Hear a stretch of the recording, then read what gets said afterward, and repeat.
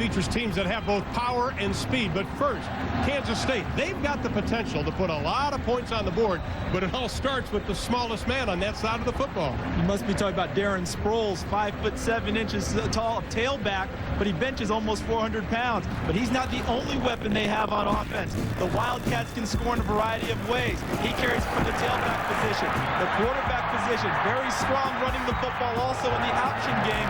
And just when you think you have it figured out, they'll throw the ball over the top and get deep also. Almost 60 points per ball game. Well, the problem is they're going up against one of the best defenses in all of college football. USC last week in that blowout win over Colorado, they allowed the Buffs just 61 yards. And Pete Carroll, who's the head coach of SC, along with being the defensive coordinator, said, we're just playing a good base package. Which is exactly what he wanted to establish at USC. Play strong defense without showing your hands each and every week, meaning without gambling and blitzes, without showing funky coverages. They've done it all out of their base 4-3 set, and they're #1 in the nation in total defense. But for USC to win, they're going to do what?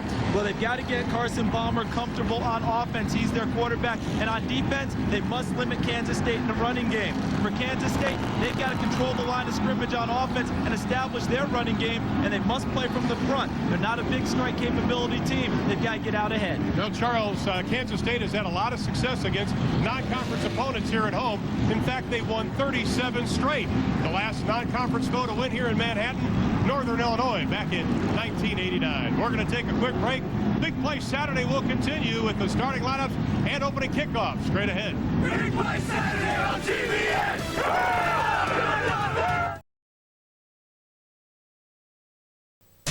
TBS Big Play Saturday, brought to you by NCAA Football 2003 from EA Sports. It's in the game. By the Home Depot, driving down the cost of home improvement. By the new fajita trio, only at Chili's. Chili's, like no place else. And by Gateway. You've got a friend in the business.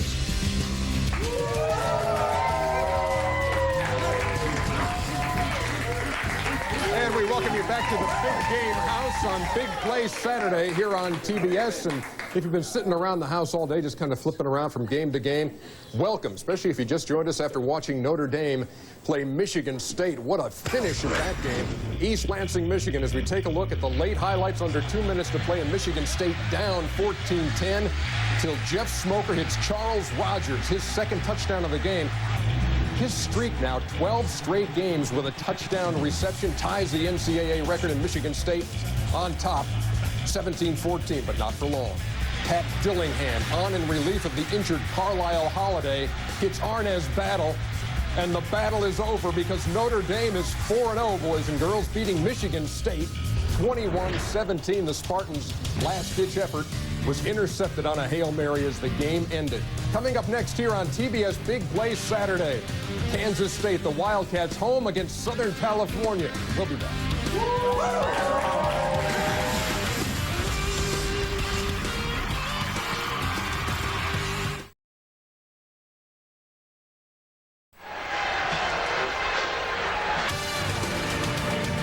TBS Big Play Saturday is presented by Best Buy and Discover Card. It pays to discover, so use your Discover Card to buy the latest stuff at Best Buy and turn on the fun.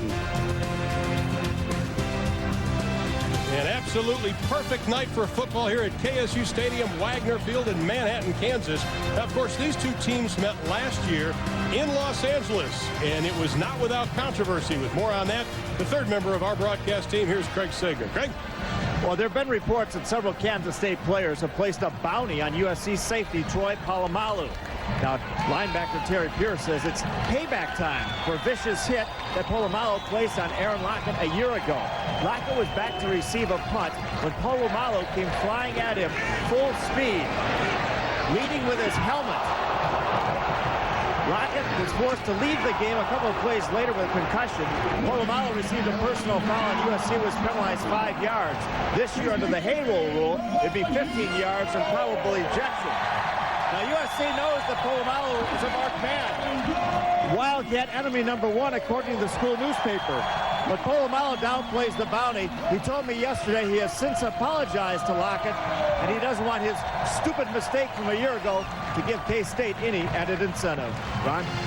All right, Troy Polamalu on the sideline, an incredibly nice young man, and he has made apologies, but you know, the media seems to like to build stuff like that up, and they're doing it for that young man. But he is a tremendous football player. More importantly, he's a tremendous individual. Erin Andrews is the fourth member of our broadcast team. We'll be checking in with her in just a couple of minutes. Kansas State won the toss, and they have deferred, so USC will kick it away, or will receive. Herschel Dennis, the young freshman. Also Jason Mitchell standing back, ready to receive the kick. Jared Bright out of the end zone.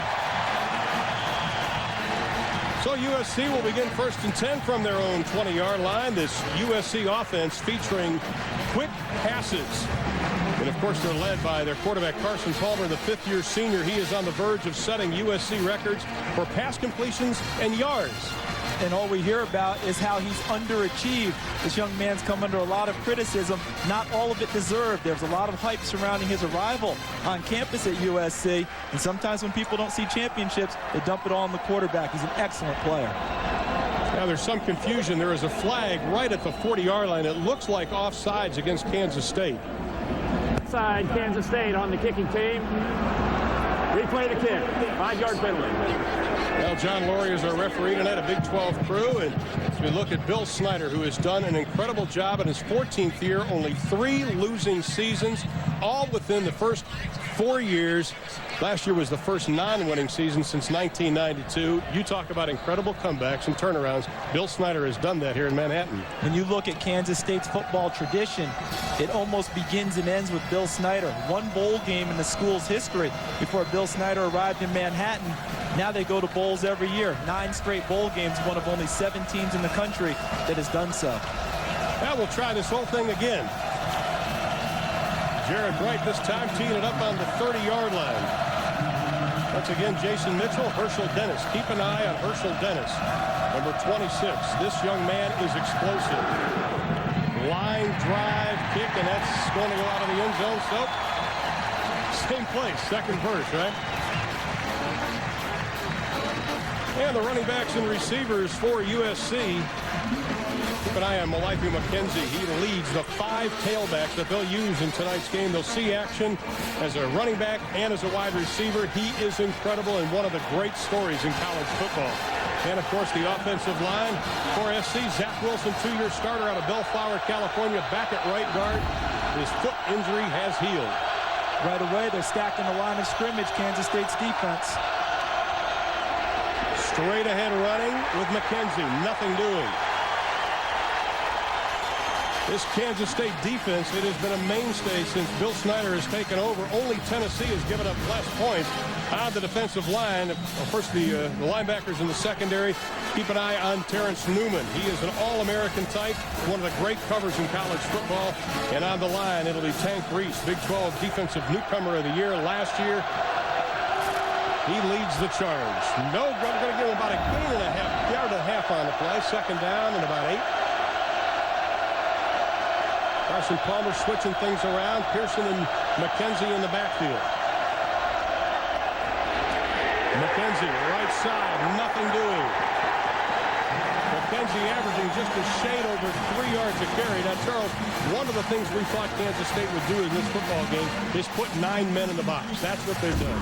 And that's what they've done thus far. You can see all of them stacked in, and watch Pierce making the play right there on McKenzie. Excellent job knifing through the hole, playing the angle as the linebacker, inside out, big time lick on second down. Well, they're converting about 42% of third down conversions this time.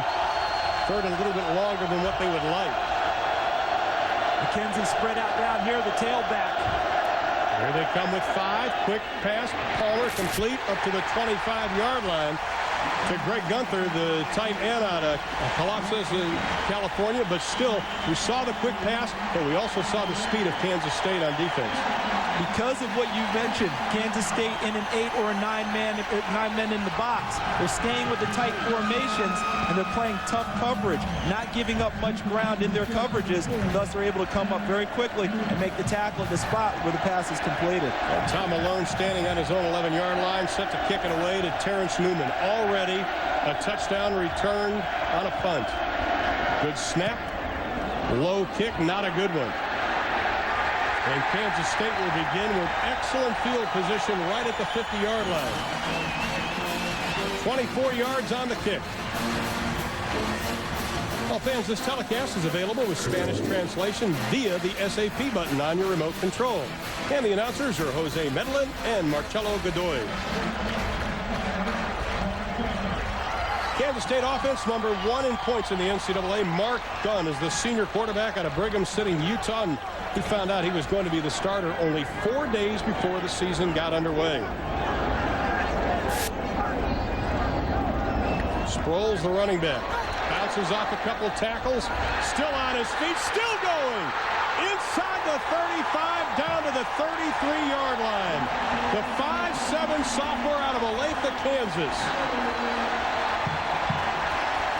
Can't ask for a better start for Kansas State. A balanced solo formation. 2 tight ends, 2 wide receivers, 1 running back. Look at number 43, Sproles. He takes the hit from his own guy, Draylon Burks, number 75. Watch how Burks kind of bounces him into open space. And he runs for a first down. Kansas State cannot be off to a better start. High formation. Travis Wilson is now the fullback. Sproles again. This time the USC defense, led by Sean Cody, the defensive tackle, right there to stand him up. You can take a look at Dunn's numbers, but how about being named 4 days before the season even started? For him, it was okay because he's 25 years old, having served a Mormon mission before he ended up here at Kansas State. He's mature. He came off the bench all of last year, competed hard in the offseason for the job. It was okay for him to hear that news right before the season, mature enough to handle it. 2nd down and 8, ball right on the 30-yard line for Kansas State, averaging just over 59 points a game. Sproles hit right at the line of scrimmage. This time, Kenichi Udeze gets him. Let's take a look at the rest of that Kansas State offense. Running backs and wide receivers, Taco Wallace, only 2 receptions. Last year, they don't have a go-to receiver, which could hurt him tonight. And at left guard, it'll be Nick Leckie. He fell on the fumble last year for a touchdown. That was the only touchdown for Kansas State. 3rd down and 8 now for the Wildcats. Staying in their solo set, Ron, 2 tight ends, 2 wide receiver. Palomalu walked up to the line of scrimmage. On the option, Doug finally pitches it. Not much going on. Darren Sproles is hit real hard by Matt Grudegood, the strong side linebacker out of Huntington Beach, California. Watching USC, number 43, Troy Polamalu, early in the ball game, walked up to the line of scrimmage. They're strong safety who can cover deep and also come up to the line of scrimmage and hit. They have to account for him on every possession. Excuse me, Troy Polamalu. I keep getting messed up. Hey, we've been practicing Polamalu. Troy Polamalu.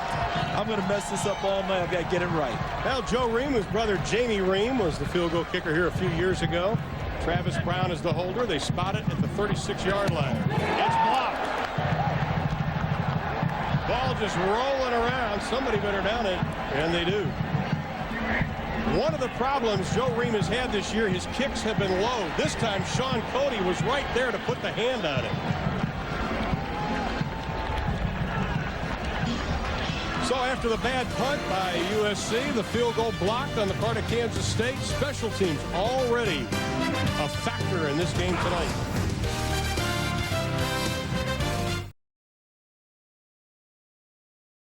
Putting the pressure on from that right defensive end spot. Palmer had to take a seat. Palmer's only been sacked 1 time this year, and that's one thing Pete Carroll wanted to improve on from last year. But look at the pressure. And what you'll notice also is with the pressure, Carson Palmer didn't have an opportunity to step into the throw. Watch how he had to throw it off the back foot. Thus the ball sailed. That type of defensive pressure all day long from Kansas State. It's exactly what their defensive coordinator Bob Elliott wants. Well, you can see what Kansas State's defense has done. How about only 5.3 points a game? Second to Tennessee. 3rd and 10. Palmer, quick drop out in the flat. Pass should have been caught. Incomplete to the freshman Mike Williams, a talented young man out of Tampa, Florida. And once again, it's 3 and out for Carson Palmer. USC came up in a very tight formation, three receivers to one side, but all of them in very tight, and ran what they called a scatter, where they scattered number 1 Mike Williams out of the pack. He actually broke open free. Ball was there. He was unable to put it away. Well, Tom Malone's first punt was not a good one. He needs to get it into it. We do have a wind swirling here, but he has to do better than 24 yards. Penalty flag is thrown. Much better kick. Newman backing up. Lets it hit at the 22. Well, we have a penalty flag back at the 30-yard line. A 47-yard kick by Malone. Much better on that effort.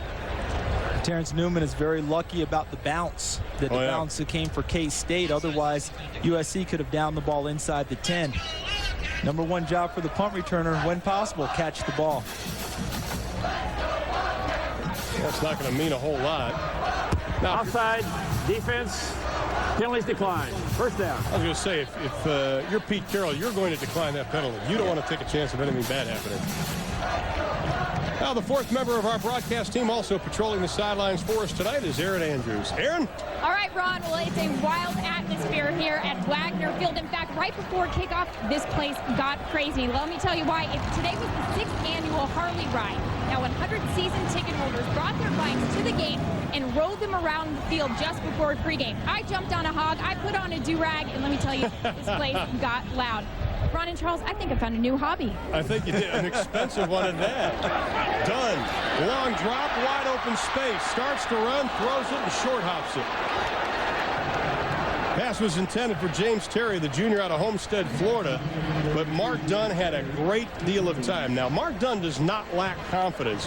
What he probably lacks is reps, because this offense hasn't got the repetitions because of the blowout games. Because of the blowout games and because of the strength in the kicking game early for Kansas State. They have 6 scores already on defense and special teams. Block punts, block field goals, return kickoffs and punts. That cost the offense repetitions. That's 2nd down and 10. 3 wide receivers to the right. Dunn just hands it off. Keeps it on the ground, and after the original game by Darren Sproles, he gets absolutely nothing because Melvin Simmons, the junior out of Compton, California, Champ Simmons as he'd rather be called, on the stop. Simmons started actually at Washington State. What a loss for them, huh? Yeah, and they call him Champ. He almost doesn't answer to Melvin anymore. What a great play. Plays off of a block, goes in and tackles Sproles, which is not easily done. Sproles contains a lot of moves, so you have to keep your feet under you before you launch your tackles. 3rd down and 10. Dunn looking on a stop route. Intercepted, then dropped.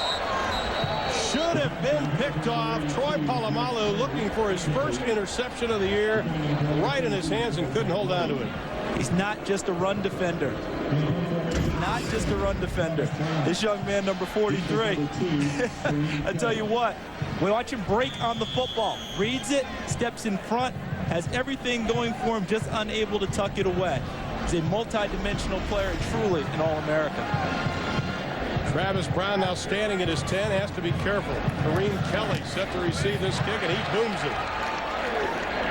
Kelly will take it on one bounce at the 12. Looking for the wall. Up to the 20, runs out of bounds, and they'll mark it right at the 30-yard line. 65 yards on the kick. Good return by Kelly, and that's where USC will take over. We are scoreless in Manhattan.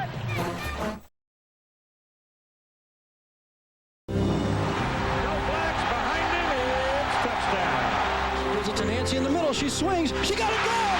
Regional champions! And good execution by Oklahoma. The Texas Longhorns are national champions. And the winner is Eric Crouch. The first man in the history of athletic competition to go undefeated. Never a loss.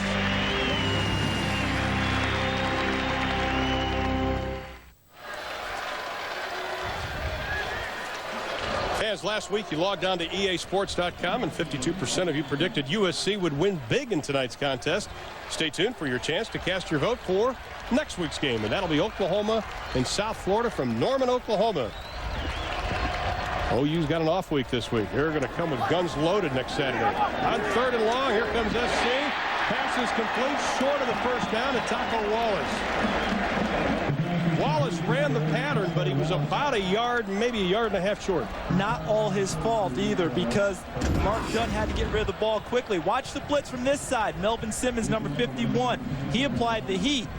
And then in the secondary, the coverage was made by number 43, Troy Polamalu. Excellent job covering guys downfield. Little high snap. Good high kick. Right at the 12-yard line, halo violation. Greg Carlson was cold-cocked. We talked about the violation, Craig Sager, at the top of the show on what Polamalu did last year against Aaron Lockett. Now tonight we have it happen on the other side. And James McGill. And let's be clear, last year, that was the hit that Troy Polamalu made. He was not trying to be malicious. He was just arriving early. On this play, when you take a look right here, bam, he hit him with his shoulder first.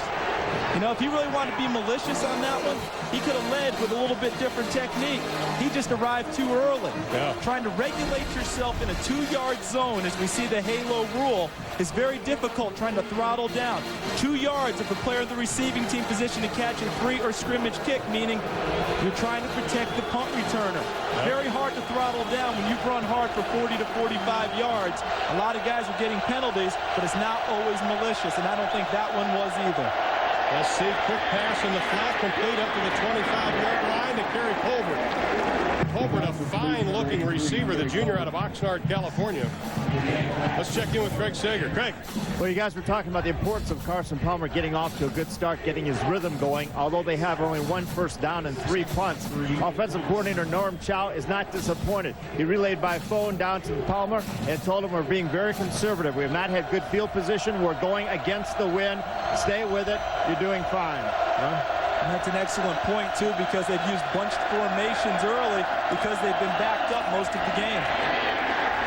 Back to the running game, nothing doing on 2nd down and 4.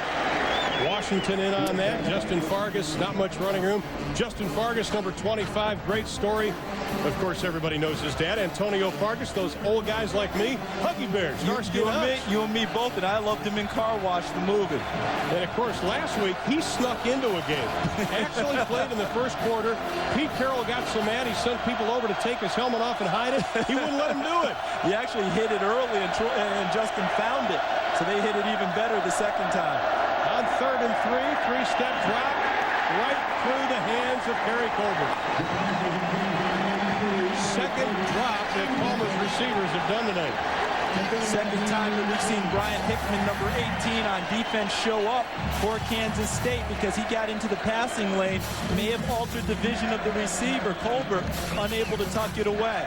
We saw, again, conservative play calling by Norm Chow because the team is backed up. Tom Malone, the punter, he has to get off a good punt here. He has to help out his club. I know he's a freshman, but it's time for him to grow up. K-State setting up the return much better. Newman. And it's 33. Lost it. Still loose. SC's got it.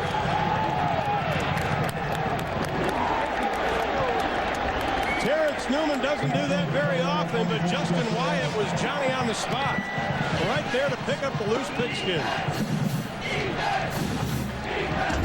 Starting to wonder about the hits we've seen. We went back to last year where we saw Aaron Lockett get hit. Then we saw on the other end where the USC punt returner was hit. You wonder if that goes through Terrence Newman's mind. All he did was take his eyes off of the football because you saw how it bounced off of his pads first. Yeah. Normally he sets up where the ball comes into the cradle, the basket. He doesn't drop too many, and now he's going to look to atone for it on defense. Let's see if SC comes up with a big play here after the turnover. Palmer being rushed, steps up, throws it deep, overthrown. Let's go to Ernie Johnson. All right, thank you very much, Ron. Hey, the Buckeyes got a scare from the Bearcats today. Ohio State trying to nurse that lead late. The interception thrown by Gino Gaduli. Ohio State's Will Allen makes the pick, and the number 6 Ohio State Buckeyes win it 23-19. Ron? Thanks, EJ. Of course, at the Chili's halftime report, Ernie will have all scores and highlights from our Big Game House. Herschel Dennis, the young freshman, now in the backfield. Quick looking pass complete down to the 23-yard line to Mike Williams. This is a young man, has a great deal of potential at a wide receiver. He is a high school All-American, actually recruited by a couple of other guys as a tight end, including Florida. Take a look here. 3 receivers here, Ron. 1 receiver pattern at the top. What they did was bunch all the receivers to the left, made it a one-on-one route to Mike Williams. And Carson Palmer was able to hit all 6'5" of that young freshman. From the 23-yard line, Dennis straight up the middle down to the 15-yard line. McGill on the stop. Talk about a good-looking freshman.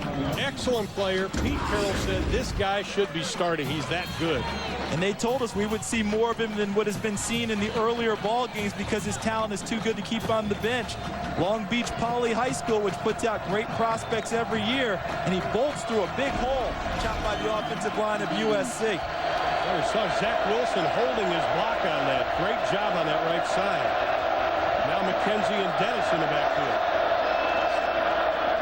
Looking for the end zone. Palmer throws it away, and we had a penalty flag before and after he got rid of it. I think we'll probably have a hold. Yeah, I think we'll have a hold, and Zach Wilson, number 69, was trying to protect his quarterback. Palmer tried to get rid of it. Instead, we've got a face mask. What a great call for USC. Because it sure looked like Kansas State had him in a bad position. Boy, Palmer had to show a little more patience than trying to throw it away like that, I would think. Is that one of those times you just eat the ball? You would think about eating it, but he has such confidence in his arm, and he's so strong. 5-yard face mask results in a first down. You know, he's so darn strong. We met him yesterday, and we were all remarking how big he is, how thick he is. You see Carson Palmer going down with a body draped on, and watch. There's the face mask right across the front. And see how strong he is. He stays in there. A normal guy goes down. He thinks, I can get rid of it into a spot where no one can intercept it. Part of the continued maturation of this guy. Well, you can see the penalty comparison. It's first and goal now for SC at the 10. Nothing doing. Herschel Dennis is detonated by Terry Pierce. Pierce lost the helmet, but he made his point. He also needs to pat his up front guys on the back. You heard a lot about the Baltimore Ravens, big guys in the middle. Watch the guys in the middle hold up the USC offensive line, allowing Pierce to come through, and then he defeats the block from number 69, Zach Wilson, and makes the big hit in the backfield, his second big play of the ball game.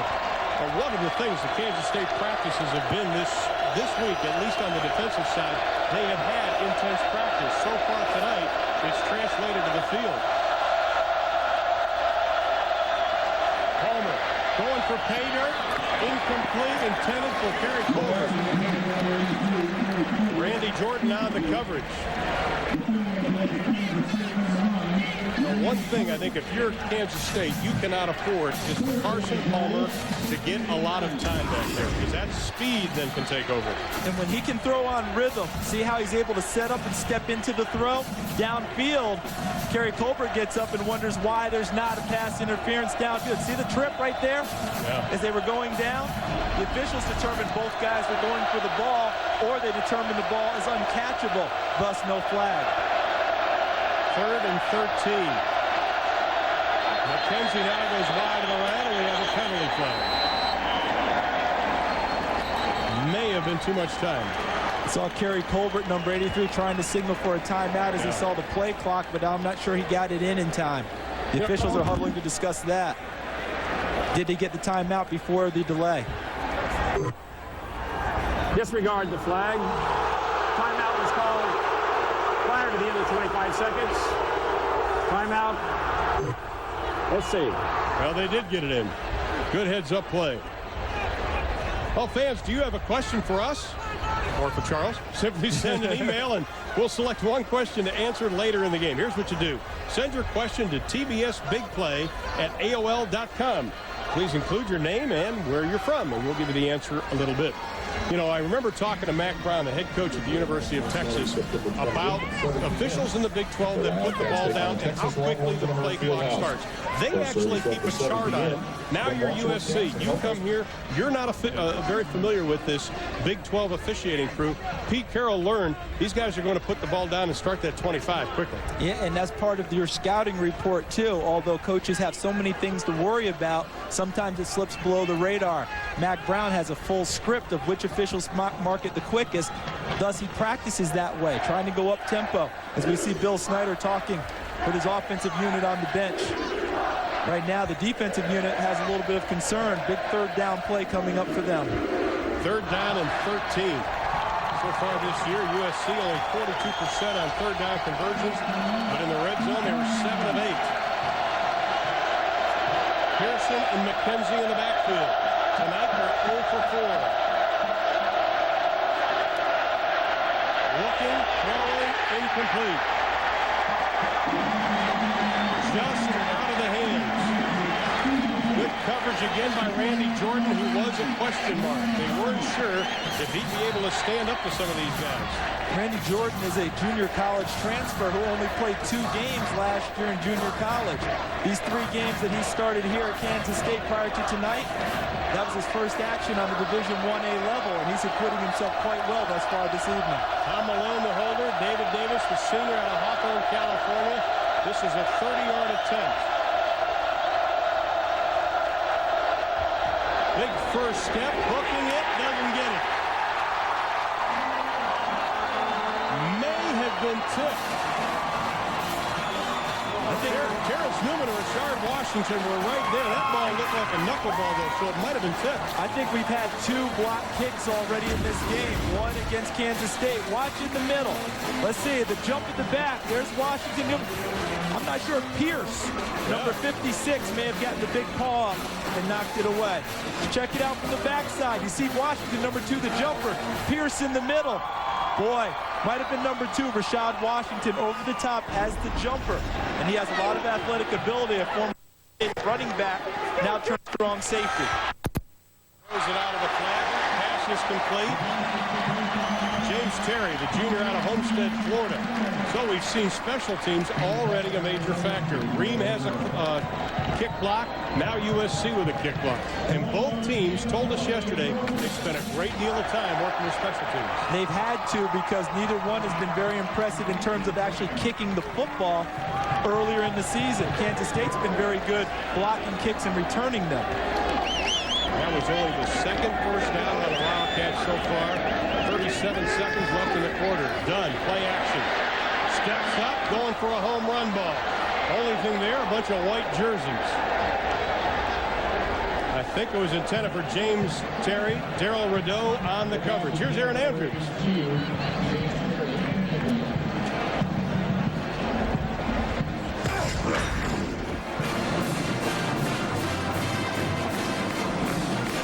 Alumni from KSU. Kirstie Alley, she played Rebecca on Cheers. Jim Colbert, senior PGA golfer. And Earl Woods, first African-American baseball player in the old Big 7. And, of course, Tiger Woods' dad. How could you forget that? Ron and Charles, back to you. All right, Jim Colbert has a great golf course here at Colbert Hills. Done. Play action. Nobody faked out. Gets it out on the flat. Pass is complete to the tight end, Thomas Hill, the big 6'5" junior out of Tulsa, Oklahoma. One of the things I think that Ron Hudson, a fine offensive coordinator here at Kansas State, wanted to do for Dunn, not only passes underneath, but he wanted to get the ball to the tight end, something that Kansas State hasn't done in years past. And while they're trying to do that, what they're getting now is the full effects of a Pete Carroll package. You see right there, Ron Hudson, he's the offensive coordinator for Kansas State. He's seen a lot of base defenses from USC, but he knew he'd see more from Pete Carroll tonight, and that's already started. Now, Ron Hudson would like to see more of his offense tonight because we have completed 15 minutes of play. Mark Dunn and company scoreless with the Trojans of USC. Second quarter straight ahead.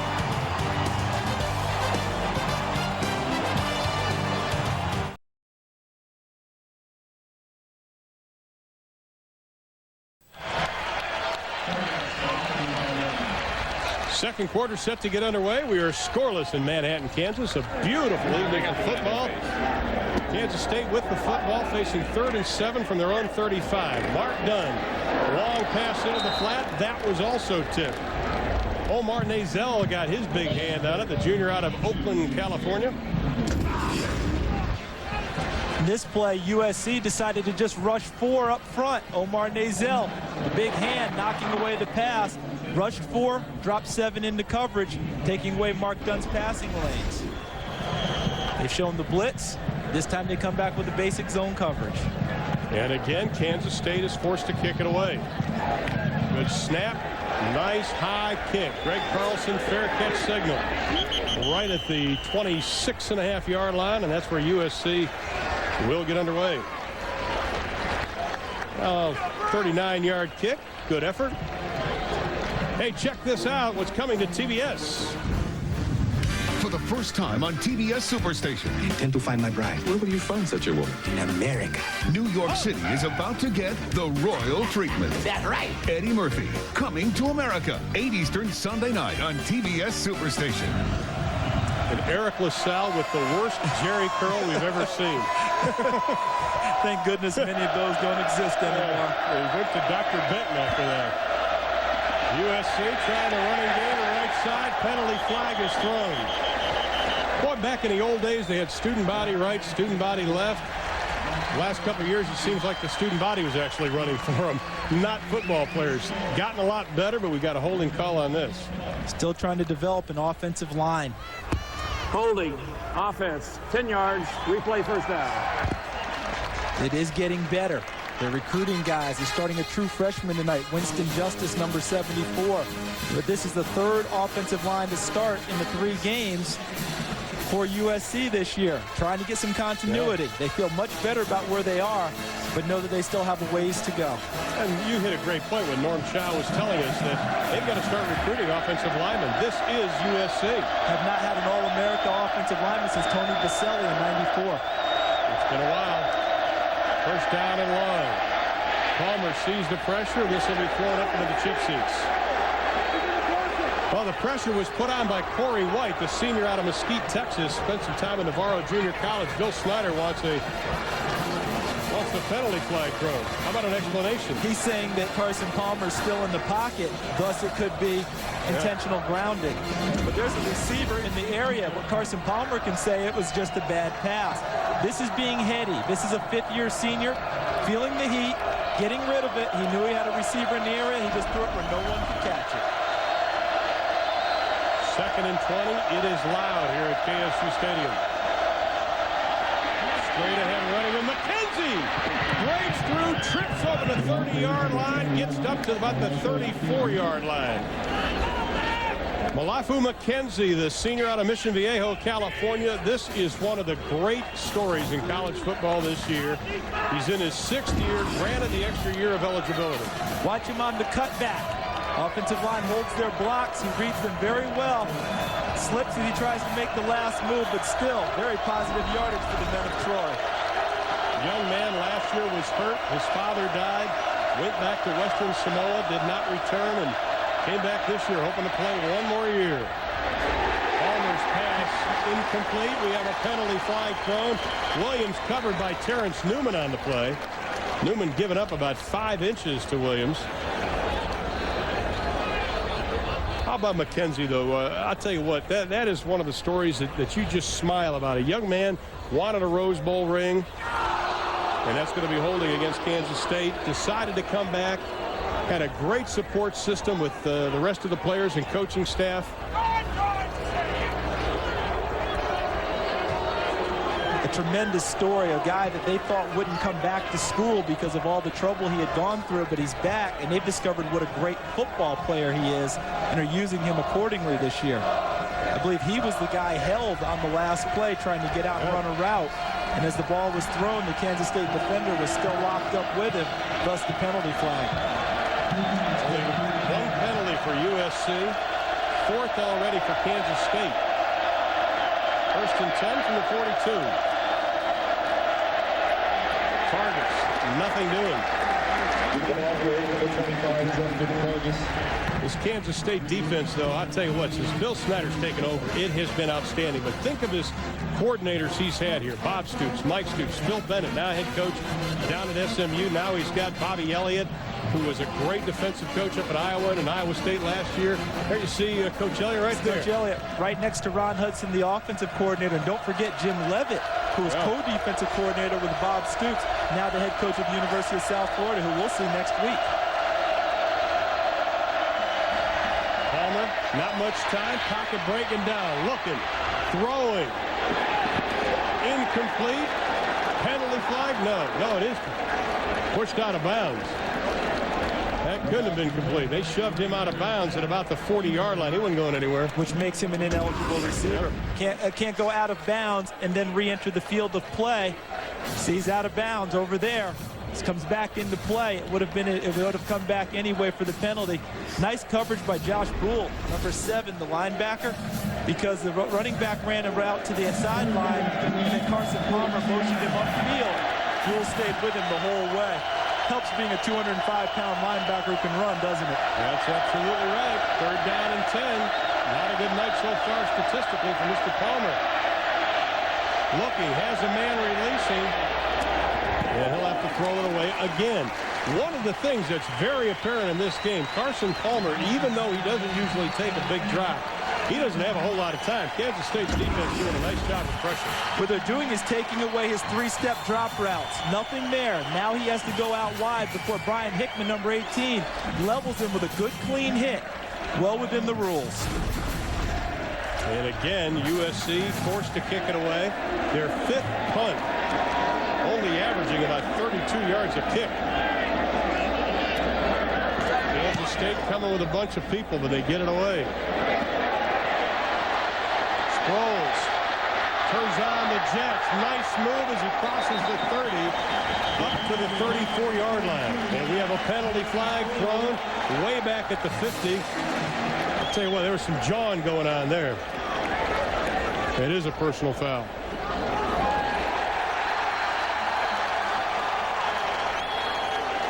.48 yards on the kick, 24 on the return, plus tack on a penalty. Saw Melvin Simmons, number 51, very upset that he was the one who was involved with a Kansas State player, as we saw the official go to talk with them as USC tries to get an explanation. Personal foul, Southern California, 15 yards, first down. Big change in field position. Good return by Sproles. And now you tack on 15. This allows your offense to do a variety of things. You see Pete Carroll chewing out Champ Simmons for the penalty, because now on 1st and 10 if you're Ron Hudson, you might think big play early. You might think about trying to establish a go-to receiver, a Taco Wallace or a James Terry. Take a strike at them, because USC is really suffocating them on defense covering the short routes. Kennedy Pola gave him an earful also on the sideline. Now, when you're a special teams coach, you don't like to see anything like that happen. Roberson is now in the lineup at quarterback. Now, there was a lot of speculation whether or not El Roberson would be playing quarterback for Kansas State, the junior out of Baytown, Texas. Roberson, there were rumors going around that he had a broken hand. And you can see what he's got on that left hand. He's wearing a glove on his left hand. I remember seeing quarterbacks before who've had a broken bone or a hurt hand wear the glove. It's not on his throwing hand. And you notice it's a cut-off half glove. I don't know if it's there for protection or if he just likes the look. But in any event, he's in the game now. Kansas State does not give injury reports. Roberson didn't even play last week. That's what led to all the speculation. Fakes the toss, throws the pass. Timing was off. Intended for James Terry, and you can see him go, my man. Yeah, because when El Roberson had James Terry open, he turned to fire it, but you have to think that he's fired up. Didn't play last week. Wants to be in the ball game. He was a starter for most of last year before losing the job to Mark Dunn. He wants to come out and show his goods early. And he had James Terry open on a quick slant route, unable to complete it. That quarterback has been a sore spot ever since Michael Bishop has left. It got so bad last year in the bowl game that Kansas State played. 7 times they changed, even in the same possession, they had different changes of quarterbacks. This is where Roberson's dangerous. Looking. hit from behind and dropped for a 2-yard loss by Sean Cody. Being run down by a defensive tackle, fumble on the play, but let's see if Ella got it back. Looks like they're signaling 4th down, which means Kansas State retained possession. See, Pete Carroll still talking to Champ Simmons. It's not over yet, young man. I always want you to play hard.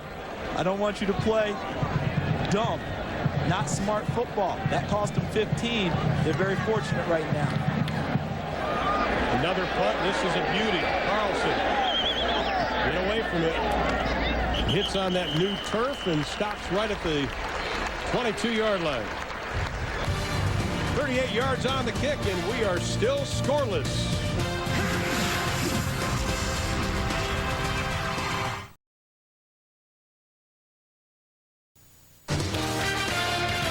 Our 1st and 10 line is brought to you by Home Depot. Along with Charles Davis, Craig Sager, Aaron Andrews, I'm Ron Thune, welcoming you back to Manhattan, Kansas. 2 top 25 teams, both undefeated, playing scoreless football underneath a beautiful sun-dropping skylight. It's just absolutely gorgeous here.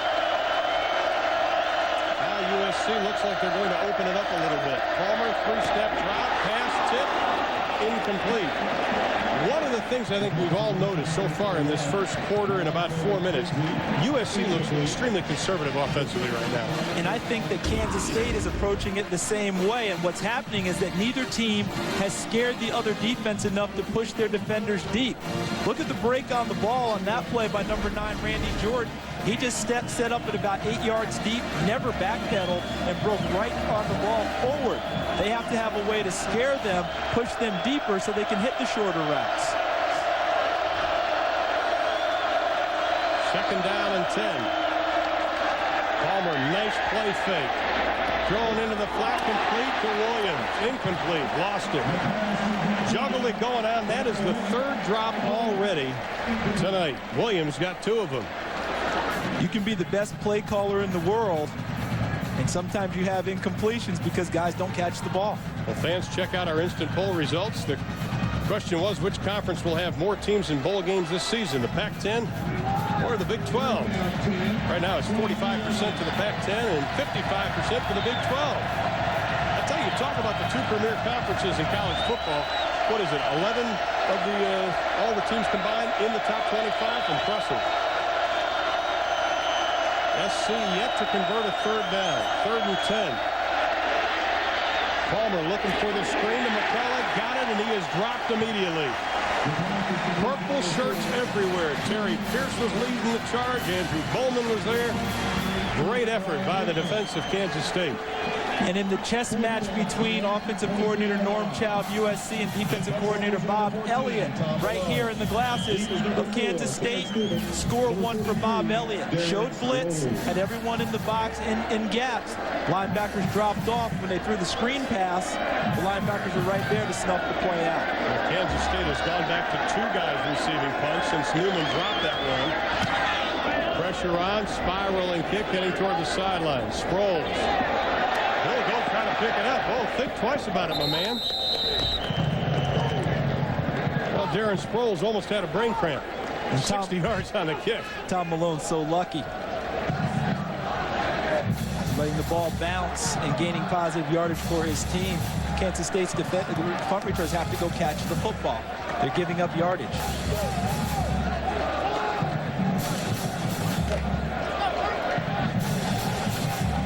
Kansas State's offense, they had L. Roberson in the lineup. He is back in. They're trying to find something that'll work. Mark Dunn was relatively ineffective at quarterback.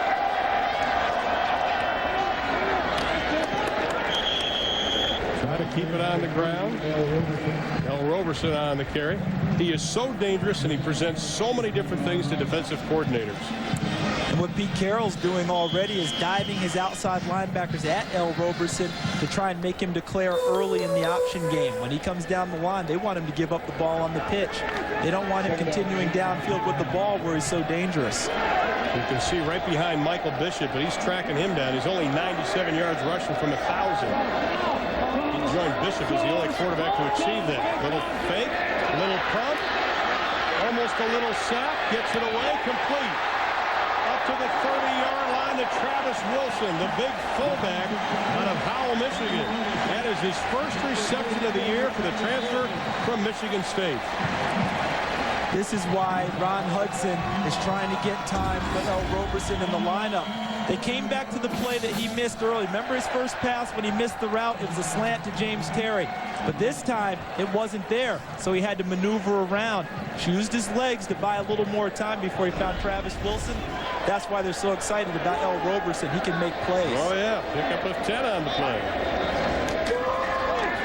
On the ground, the Sproles. Maybe picked up 3 on the play. Let's check in with Aaron Andrews. All right, Ron, I'm standing here at the grassy knoll. Now, a couple hundred students join me here right now. Now, all these students have tickets to this game, but the deal at Wagner Field is it's first come, first serve. If you don't show up to the stadium on time, you'll lose your seat. You're stuck here at the grassy knoll, but this isn't too bad. A lot of the students I talked to said it's not so bad. You're still part of the excitement. Aaron, be careful of the lady with the umbrella. Okay, you remember the lady with the umbrella, the grassy knoll that pops it up? And I thought I saw a Zapruder family member. The video, be careful. Now 2nd down and 7 after the Wildcats, the reverse. Coming around the side is Taco Wallace. Running room, crosses the 40, up to the 44-yard line, and that is good enough for a first down. And this play really went deep off the toss to Sproles. Look how far Taco Wallace retreats, an extra 5 yards after he gets the handoff. But great blocking by the Kansas State players, holding their blocks so that Wallace can get all the way around to the other corner. Sean Cody, their defensive tackle, ran him down from the inside, but it's a first down for Kansas State. Taco's real name, by the way, is Lawrence. Won't tell us why he's named Taco. And won't go by Lawrence either. No, it won't. The quick looking pass, looking for Wallace again. That would tell me, because 2 passes he's thrown behind his receiver, that the timing, he hasn't gotten the reps this week. Would you agree? I would agree totally with that. Hasn't had the time to get comfortable with the receivers. Well, our next telecast will be coming your way next Saturday, 7 o'clock Eastern, right here on TBS. The Bulls of South Florida traveling to Norman, Oklahoma to take on the 2nd-ranked Oklahoma Sooners, who have October 12th circled with their showdown with Texas, but got a couple of steps before then. And Jim Leavitt, the former co-defensive coordinator at Kansas State, is excited about bringing his team back to Big 12 country. 2nd and 10, Roberson with a late pitch. Sproles bounces off the first hit, gets inside of USC territory down to the 48-yard line. This guy's a little water bug out there, isn't he? Strong, very compact. He may be 5'7", but coaches have estimated benches between 350 and 400 pounds. Rare that you get him on the first point of contact. Watch here. Who hits him? Wham, the All-American, number 43, Troy Polamalu, and he didn't go down. He continued to bounce away. That doesn't happen very often when that guy from USC hits you. Because when Polamalu hits you, you usually go down in your tracks. You remember it. 3rd down and 3 after the pickup of 8. Roberson taken out of the belly of the fullback, but he lunges forward, and he will be very close to the first down. It looks like he may have gotten it. If he did, it was off of determined effort. It is first. Because USC schemed very well on that play. Shot the gap to the defensive lineman to take away the so-called fullback dive, which Kansas State rarely runs anyway, and immediately had someone on L. Roberson. Good bit of running. Not a lot of yardage, but an excellent bit of running by the quarterback. 6'1", 205, and he stretched out every bit of that to get over to the first down. Roberson looks right, throws left, pass is complete. James Terry with his 4th reception of the year. James Simmons on the stop. And we've got Ronald Nunn is down. He's already got a broken thumb. Now he's got that right leg. That doesn't look good. No, he's in a tremendous amount of pain, and you see the frustration as he yanks at his helmet. Take a look at number 23, Nunn, as he breaks on the field. Oh, you saw it right there. The knee crumbled as he was trying to make a cut. Just one of those unfortunate situations. It appeared that he got a little out of balance in his stride, and he has an injury. Let's hope he's okay. Well, we're going to take a break with 6:45 left in the half. USC 0, Kansas State 0.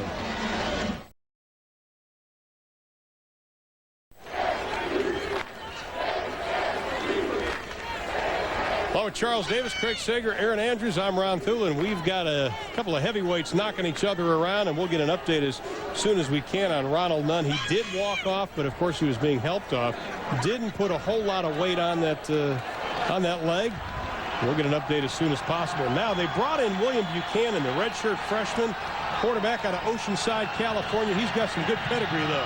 Yes, his father, Willie Buchanan, was an All-Pro 3 times in the NFL for Green Bay and San Diego. And Kansas State rushes out for a quick snap. Empty backfield, and Roberson is going to call a timeout because the play clock was down to 1. Kansas State took a lot of time on the sideline. They did get the timeout in, though. No delay of game penalty against them. Now, Ron Hudson does make the calls, but everything funnels through that man right there. And Bill Snyder is the head coach, and he's going to make the calls. Timeout. Still 6:45 to play in the first half.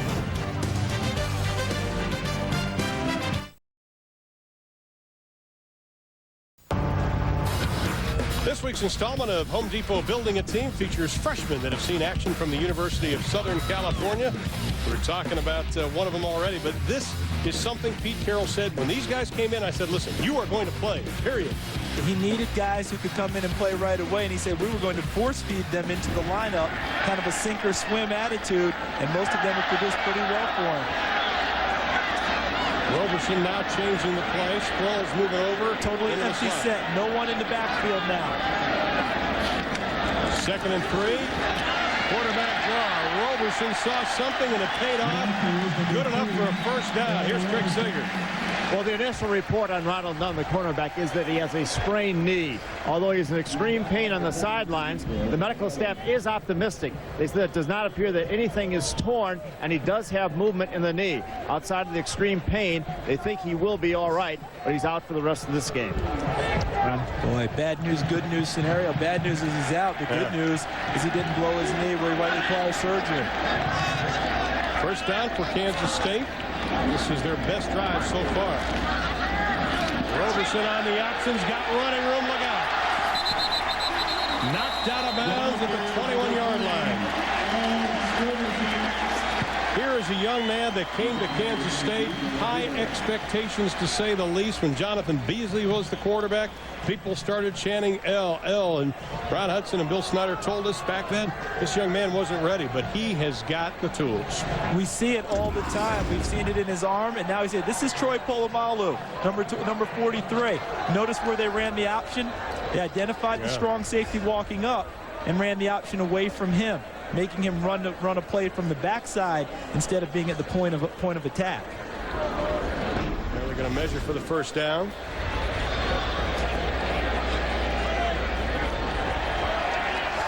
Got it. 19 yards rushing already for L. Roberson, and that's a big sigh of relief for Bill Snyder. Especially considering how they came off the line of scrimmage. He came from the sidelines and had to take the timeout because they took too long on the sideline to call the play. Yeah. He hoped that wouldn't be a momentum breaker, and it appears that they've gotten past that. And they're doing it on the ground right now. Again, solo set balance, 2 tight ends, 2 wide receivers, and a tailback. Roberson 3-step drop. The timing pattern again incomplete. Intended for James Terry. TBS Big Play Saturday brought to you by Michelin, because so much is riding on your tires. And by UPS. What can Brown do for you? And we welcome you back. 6:01 to play in quarter number 2 here in Manhattan, Kansas. And we are scoreless with Kansas State and USC. 2nd down and 10 from the 21-yard line of the Trojans. Another formation by Ron Hudson. Now he's back in the traditional I with 2 tight ends. Roberson looking to run it. Pitches it. Sproles puts the head down and rams right over William Buchanan. Able to pick up a couple of yards on the play.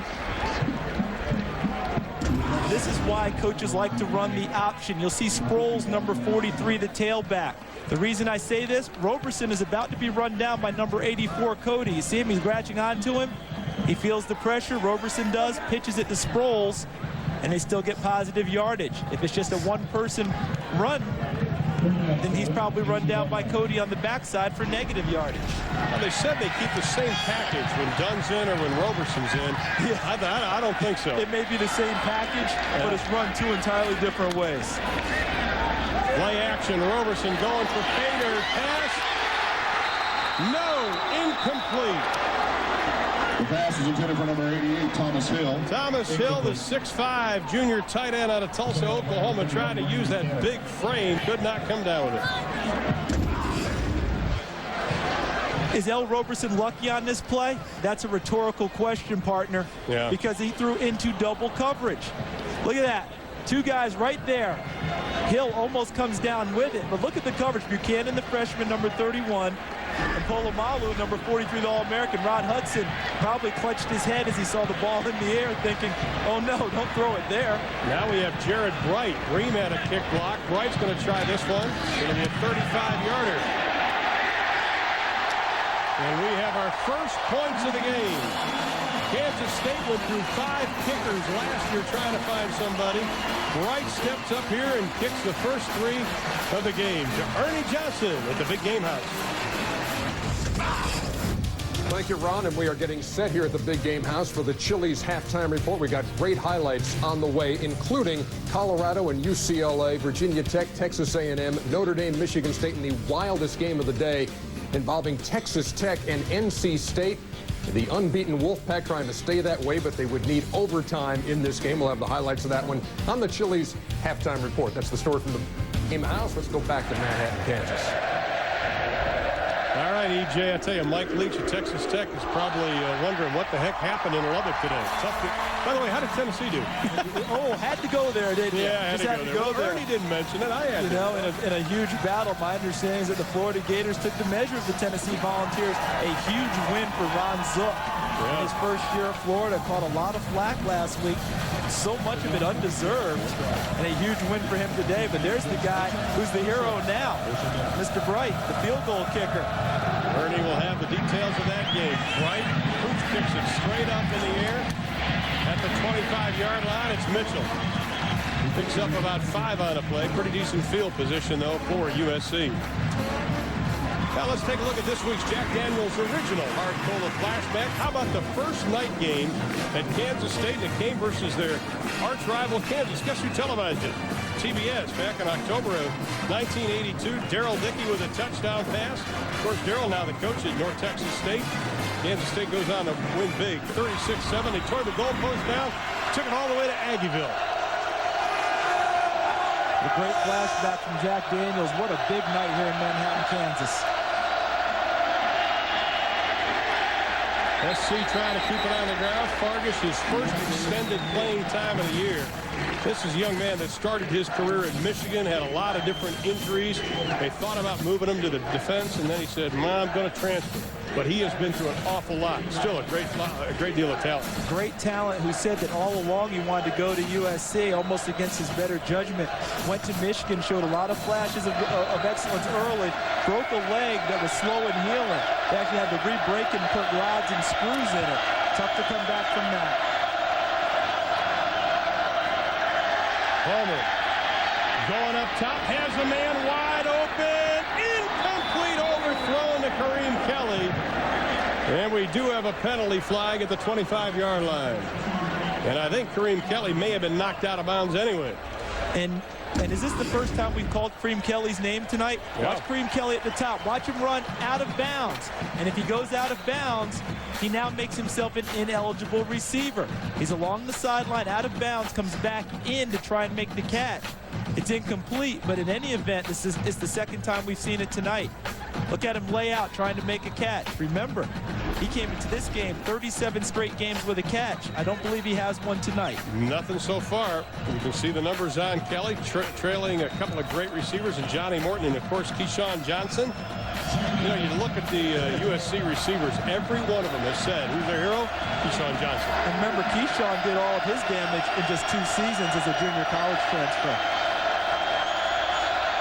Well, this brings up second in the bundle. We'll call it 18. Palmer Quick pass complete out on the flat to Terry Colbert, and he is swarmed under immediately by that Kansas State defense led by Randy Jordan. Speaking of Keyshawn Johnson, his career spanned, as Charles mentioned, only 2 years, 94 to 95. He was an All-American in that 95 season. How about 102 catches that same year? Most in USC history. Was the #1 pick by the Jets back in 96. Now plays for the Tampa Bay Bucks. And he helps in recruiting, actually, for this USC team. Helped him get Mike Williams, the talented freshman #1, who's from Tampa, Florida. Keyshawn had a big influence in helping that along. 3rd and 14. Complete up to the 30-yard line to Kareem Kelly. Lost it. We got a little scrum going on. John Laurie trying to get in the pack there, the referee, and it's Kansas State's football.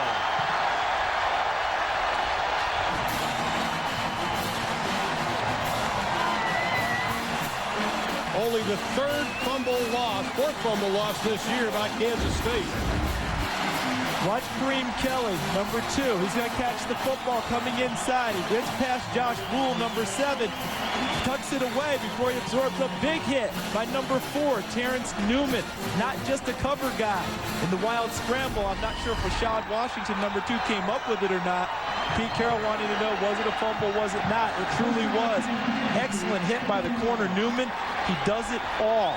He runs, he hits, he defends, and now look at the turnover margin for Kansas State, now +4 this season. Newman had something to prove, because after last year's game, Kareem Kelly said, I play against better corners in the Pac-10. Didn't sit real well with Mr. Newman. Mr. Newman sent a message with that hit, didn't he? Roberson going up top.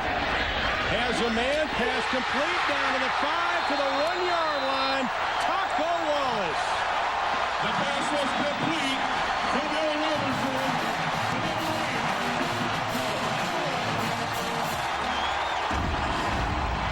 Let's take a look in the end zone. Watch Polamalu, #43. Ends up one of the few mistakes you'll see him make. He's too far underneath on the coverage. Trying to go deep, 29-yard completion to Taco Wallace. And they've been looking for a breakout from their wide receivers. L. Roberson is helping that along. Straight ahead. No signal. There it is. Touchdown, Kansas State.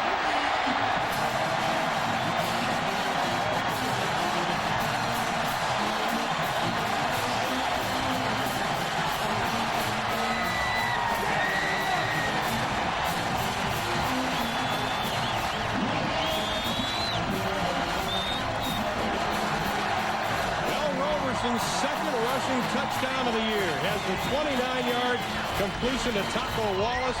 Sneaks it in, and Pete Carroll's defense has got to regroup. All caused, though, by the fumble by Kareem Kelly. The extra point is good. Right now, kicking the extra point. Green had a couple of blocks a week ago. So Kansas State finding some kicking chores being done. And they have a 10-0 lead. Both teams searching for a #1 kicker.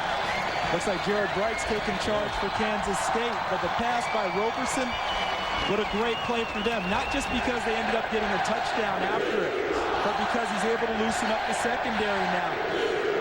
See, Polamalu may have been short because he's used to shorter routes. As you see Roberson burrow behind his big offensive line and sneak his way across the goal line for the initial touchdown of the game. But at that last pass, able to get that down to Taco Wallace, not a short throw. Big Play Saturday is presented by T-Mobile and Discover Card.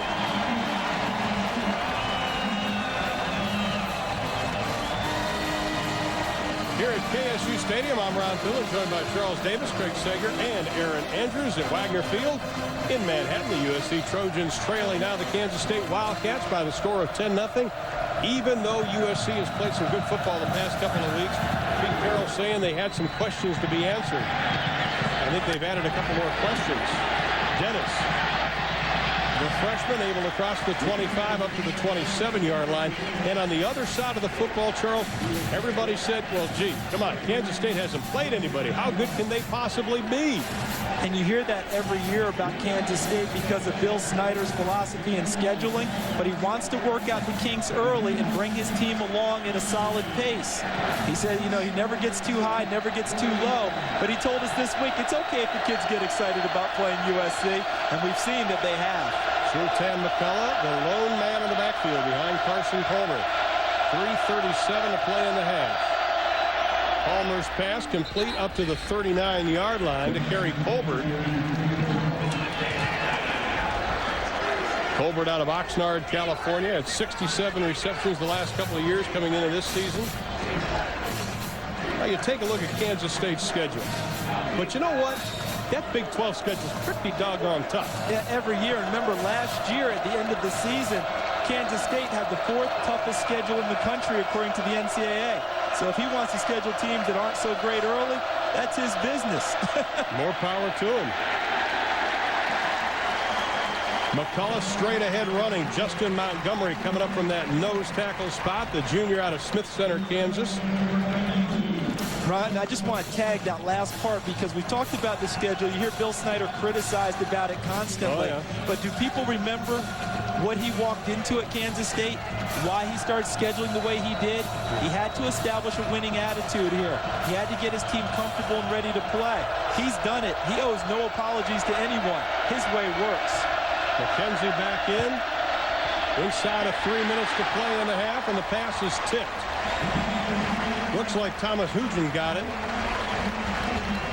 Well, stay tuned to TBS Superstation after the game for more fun and excitement. Matt and Cherie will take you through the best post-game party on the planet, while Charlie Sheen and Tom Berenger take you on a Doom baseball team to the top in one of our favorites, Major League, after the game on the Movie Bowl, only on TBS Superstation. How about Pedro Serrano? Hats for bats. Corbin Burnson never got his head covers back, did he? Not he didn't. Another tight formation by USC. Look for a breakout. Palmer pressured. Gets the pass off. Kansas State did not bite it. Alex Holmes, the tight end, made the reception, but there were a bunch of purple jerseys around him. Earlier in the game, they ran this play, which should have been, and it should have been successful, but Mike Williams dropped it on the drag across the field. This time, because of the pressure that came from the defense from Kansas State, he had to unload it early, and then Randy Jordan made a big play in the secondary. And again, USC set to kick it away. Their 7th punt already here in the first half. Spiraling kick. Hits at the 4, lets it go into the end zone. With 2:07 to play, a 59-yard kick. Well, each week we bring our soapbox to the stadiums. We let you get up, the fan, and you can rant. So let's see who jumped up on the soapbox in Manhattan, Kansas this week. This is Gary Glatz, a former Wildcats football player and Harley owner, and the Cats are going to rip the Southern Cal Trojans today. We're going to show the Pac-10 that they got nothing on the Big 12. We got this beautiful cup. Look at this, full of refreshment. I was talking to Bill Snyder last night. He took me out for dinner. I said, Bill, what are our chances against USC? Bill was like, Gavin, we have a great chance. Woo! Welcome to Kansas, USC. Welcome to Kansas, USC. Gavin is our winner, and he'll have a chance to win a trip to the Big Game House on November the 23rd. That's called keeping your feet moving for Darren Sproles. Maybe the best 2-yard run we've seen in the early season because of how many people he made miss. You know, the first hit was by Grotegood, number 6, the outside linebacker. Champ Simmons had a shot at him. I mean, this guy is in and out of holes like a little pinball. And many people have likened his running style to another Kansas native, a guy by the name of Barry Sanders. Now, that's high praise, and maybe a bit premature.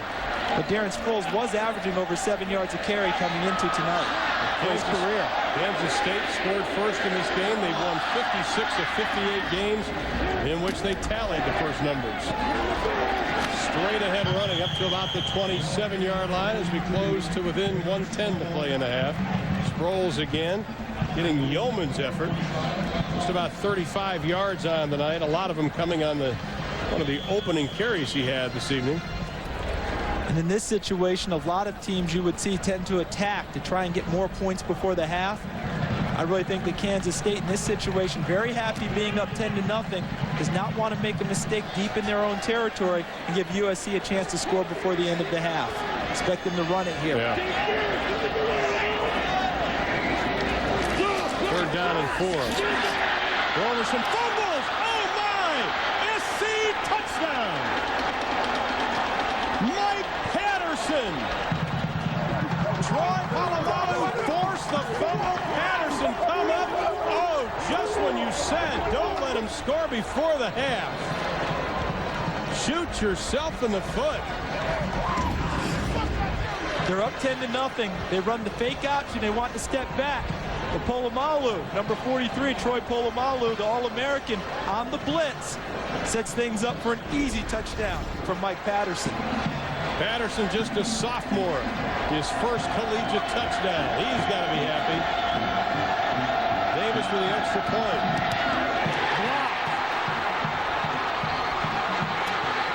Kansas State with a shot at it. Still going, Newman. Has a chance. One man to beat. Terrence Newman. Count it. 2 more points for Kansas State.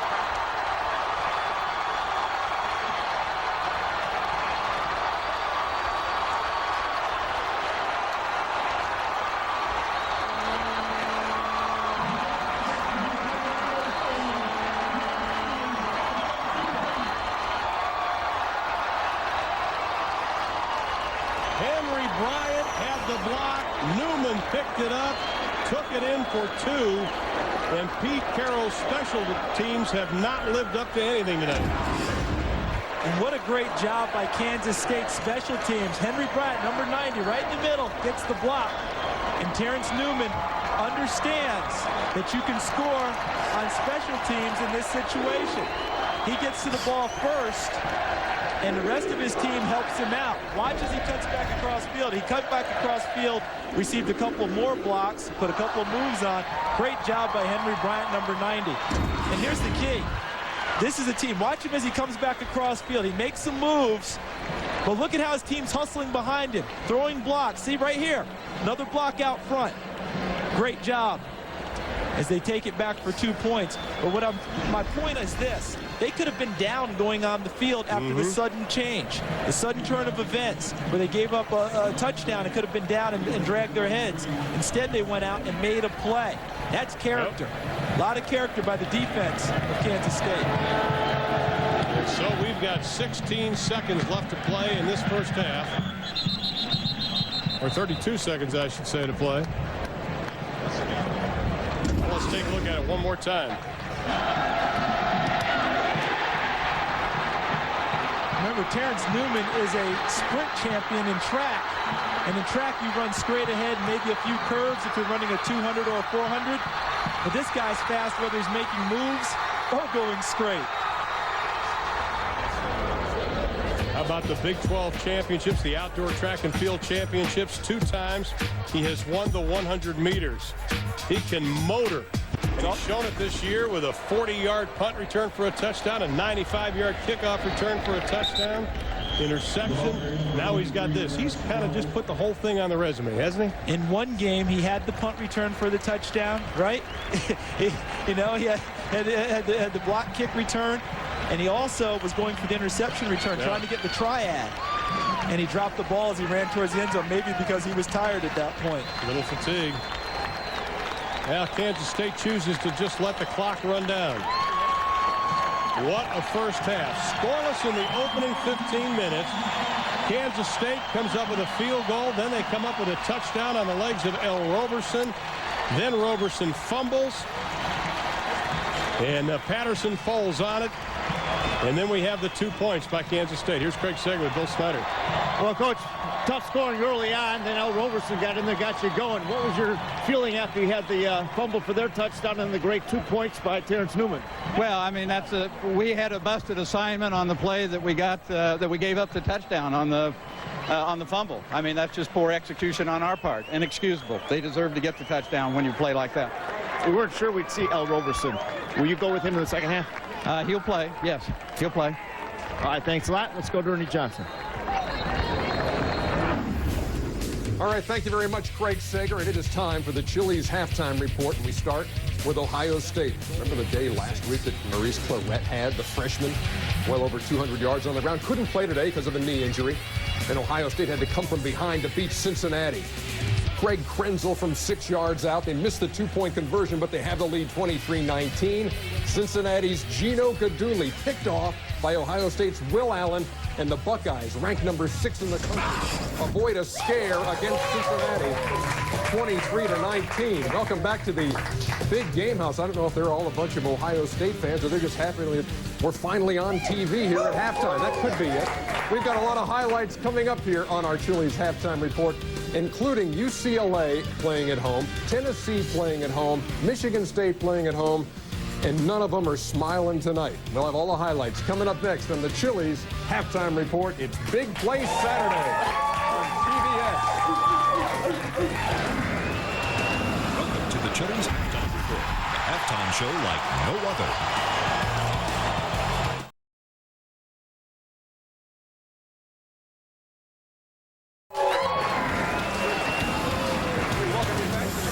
Halftime report. You get excited and then it just fades that quickly. It's somewhat disappointing. We have to work on that. We have about 9 or 10 more weeks to do that. Welcome back to the Chili's halftime report. I'm Ernie Johnson. Wildest game of the day. Texas Tech trailing 38-10 against number 17 North Carolina State. You think it's over, right? Not even close, because Texas Tech behind Cliff Kingsbury rallied 28 fourth quarter points. Game tied at 45 with about 4 minutes to go. Chance for Texas Tech to win this thing. Robert Treese, all you got to do is kick a 39-yard field goal, and it's just wide. Oh, a lot of love in the room for Robert Treese. Anyway, we go to overtime, and here is T.A. McClendon of North Carolina State. What kind of a day did he have, you ask? Glad you asked. 150 yards on the ground, 5 touchdowns for T.A. McClendon, and North Carolina State is 5-0. Colorado taking on UCLA. Little trickery. John Dubrovik, Craig Bragg, 7-0 Bruins. But who comes back? How about Chris Brown for Colorado? Rushing for 188 yards and 3 touches. 31-17. The up-and-down Colorado Buffaloes even their record at 2-2. There's a nice photo opportunity for all of you at home. It's a nice freeze. And now we take a look at the scores around the Big 12. In Texas, ranked number 3 on top of Houston, 14-zip. Iowa State losing that opener to FSU, trying to make it 4 straight wins. Bowling Green is beating Kansas at the break. Virginia Tech went to Texas A&M, beat the Aggies by 10. Look at Oklahoma State at the half, 45-0 over SMU. And Baylor beating Tulsa, 30-6. Tulsa 0-3. And go out of bounds. Arizona Wildcats, Wisconsin Badgers. Wisconsin 4-0.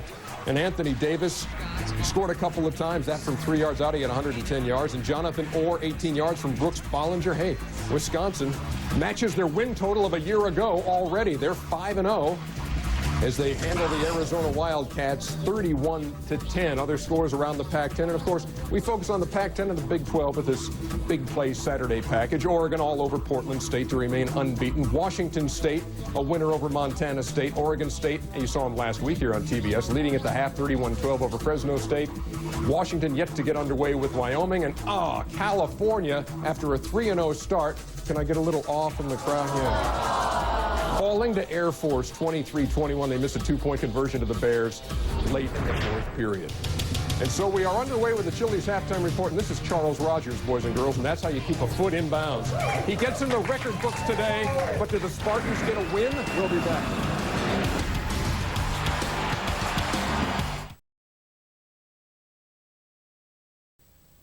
Look closely, and you can see a CEO, a senator, a teacher. With the largest leadership studies program in the Big 12, it's easy to see why Kansas State University is ranked by high school counselors as one of the top 10 undergraduate experiences in the nation. Start your future as a leader. Kansas State University.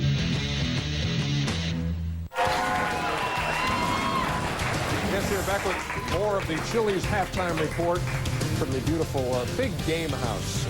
I'm not going to tell you where it is, but it certainly is nice, and we have a wonderful crowd in here once again tonight to enjoy college football. Anybody in here happen to know where Notre Dame head coach Tyrone Willingham went to school? Michigan State. It's almost as if I told you that in the commercial break, and you are absolutely right. Tyrone Willingham facing his alma mater today as Notre Dame took on Michigan State. Jeff Smoker, 21 yards to Charles Rogers. Now, did he have a foot in, you ask? Well, if you were watching as we went to commercial, you see that, yes, he did, because this one's down. And that's 12 straight games, Charles Rogers with a touchdown reception, matching the NCAA record. Notre Dame down late, but what a huge play. Arnaz Battle on the pass from Pat Dillingham. Dillingham had come on for Carlisle Holiday, who left with an injury in the third quarter. And Notre Dame is now 4-0 for the first time since 1993. It was raining a lot today in Knoxville, Tennessee. It's just an overall bad day for the guys who sing Rocky Top, because Florida went up there and planted a shrub on them. Look at this. 24-0 at the half. Rex Grossman to Carlos Perez, and then Grossman to Taylor Jacobs. Grossman threw for 324 yards, 3 touchdowns. Just when you think you got this game figured out, Florida goes to Tennessee and has their way with the Volunteers. 30-13, Florida, a winner today in Knoxville. Now, last week we had this wonderful shot by Antoine, the cool shot, when we had the logos on the balls, and Antoine made 1 out of 2. And now tonight we have Greg, who's going to attempt the same thing in a 12-6 Kansas State lead over USC. Greg, pressure is not on you. It's just live TV.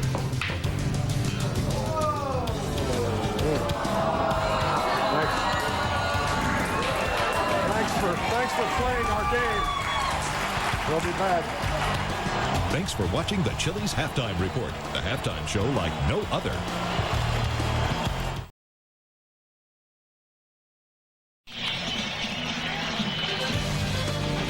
30 minutes of football already in the books. 30 minutes of football still to come. We are at halftime in Manhattan, Kansas. Kansas State leading USC. Halftime highlights and numbers straight ahead here on Big Play Saturday.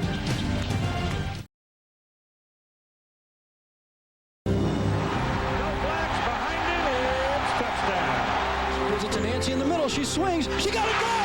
Regional champions. And good execution by Oklahoma. The Texas Longhorns are national champions. And the winner is Eric Crouch, University of Nebraska. The first man in the history of athletic competition to go undefeated. Never a loss.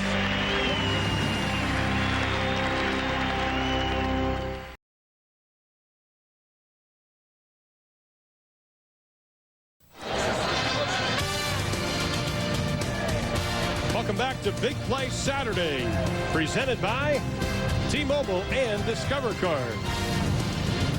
We are at halftime where the USC Trojans trail Kansas State 12-6 along with Charles Davis. I'm Ron Thulin. It was a great first half, I'd have to say, for the Kansas State defense. USC, on the other hand, had troubles not only with special teams, but also their offense never got in that rhythm. Both defenses played well in the first half. Special teams killed USC with scoring opportunities and then giving up the blocked extra point at the end of the half when it appeared that they had seized momentum from Kansas State with the sack and the touchdown. But as we say in the business, plenty of football left to be played, and Kansas State will receive this second half kick. Fumble right off the bat. And USC has come up with it. That's the way you want to start a second half, Charles. You know that Pete Carroll talked to his team at halftime about emotion also, about the way that this game swings. It appeared they had seized momentum at the end of the first half, and then they gave it back a little bit to Kansas State. Watch number 46, Oscar Lua. Bam, huge hit. The huge hit was by number 42. But what a recovery by Lua. Excellent play. See right there, huge hit by USC. That was number 42, Dallas Sartz, a freshman linebacker. And number 46, another freshman linebacker, Oscar Lua, with the big recovery. And so USC with great field position. And they're going to call a timeout. They know that this is important now. They've got to take advantage of it. And Carson Palmer saw something he really didn't like. Let's go down to Craig Sager. Craig. Well, it wasn't only Pete Carroll who spoke to the team at halftime. The seniors actually got together, the 23 of them, and they had a little pep talk. They said, we're in this game, we're only down a touchdown. Let's go out and make something happen like we did at the end of the second quarter. As for Carson Palmer not getting into a rhythm, again, the coaching staff was very supportive. They said he's had a couple of balls drop. Everything's okay. We've been a second half team all year. Let's just go out there and make something happen. Right? Well, that's a good point, Craig, because Carson Palmer, in fairness to him, didn't have a whole lot of time in that first 30 minutes. Very unusual this season, 8 of 22, because this is a guy who came into this game throwing completing over 70% of his passes. That's because he had only 1 sack against him all year in time to throw the football. That hasn't happened tonight. Now they have great field position for their first drive of the second half. And don't forget, they pretty much stopped Auburn defensively in that second half of that opening ball game. First and 10, they're on the K-State 38-yard line. Keep it on the ground with McKenzie. Drives that right side, not a whole lot going on. Malako McKenzie, this senior, stopped on the play by Reese and a host of other purple jerseys. You know, we haven't seen McKenzie really spread out a lot. As we take a look at some of the numbers from the first 30 minutes, McKenzie did become part of those numbers. But you look at the total yards, 86 to 118. But the third down conversions for SC killed him. 0 for 9, unable to keep drives sustained. On second down, Palmer pass incomplete down to the 17-yard line, intended for Gary Colbert as they continue to pick on Randy Jordan. Now the pass, I think, should have been caught. What would you think, Coach? I think so also, because when your quarterback is struggling to find time to throw the football, the wide receivers and running backs who are out in routes have to come up with catches that they can make in order to help them out. Otherwise, the pressure just intensifies from the secondary because they gain confidence in their ability to cover. Once again, another third down and long. It's 11. That has been the norm this whole evening. 2 wide receivers left. Palmer scrambles. Not much running room, and he is going to be dropped after a gain of about 4 by Corey White, the senior out of Mesquite, Texas. Same high school as Josh Buell. Carson Palmer looking for an opportunity to throw the football. Good pressure again by Henry Bryant, number 90, Andrew Scholl, number 98.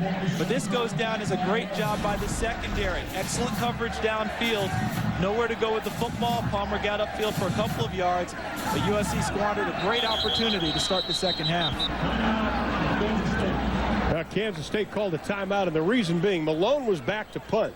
But when they saw McKenzie, Malaifu McKenzie, sitting right in front of Malone, they smelled fake. And the Wildcats are going to talk about it. We're just inside here in the second half. Kansas State with a 6-point advantage.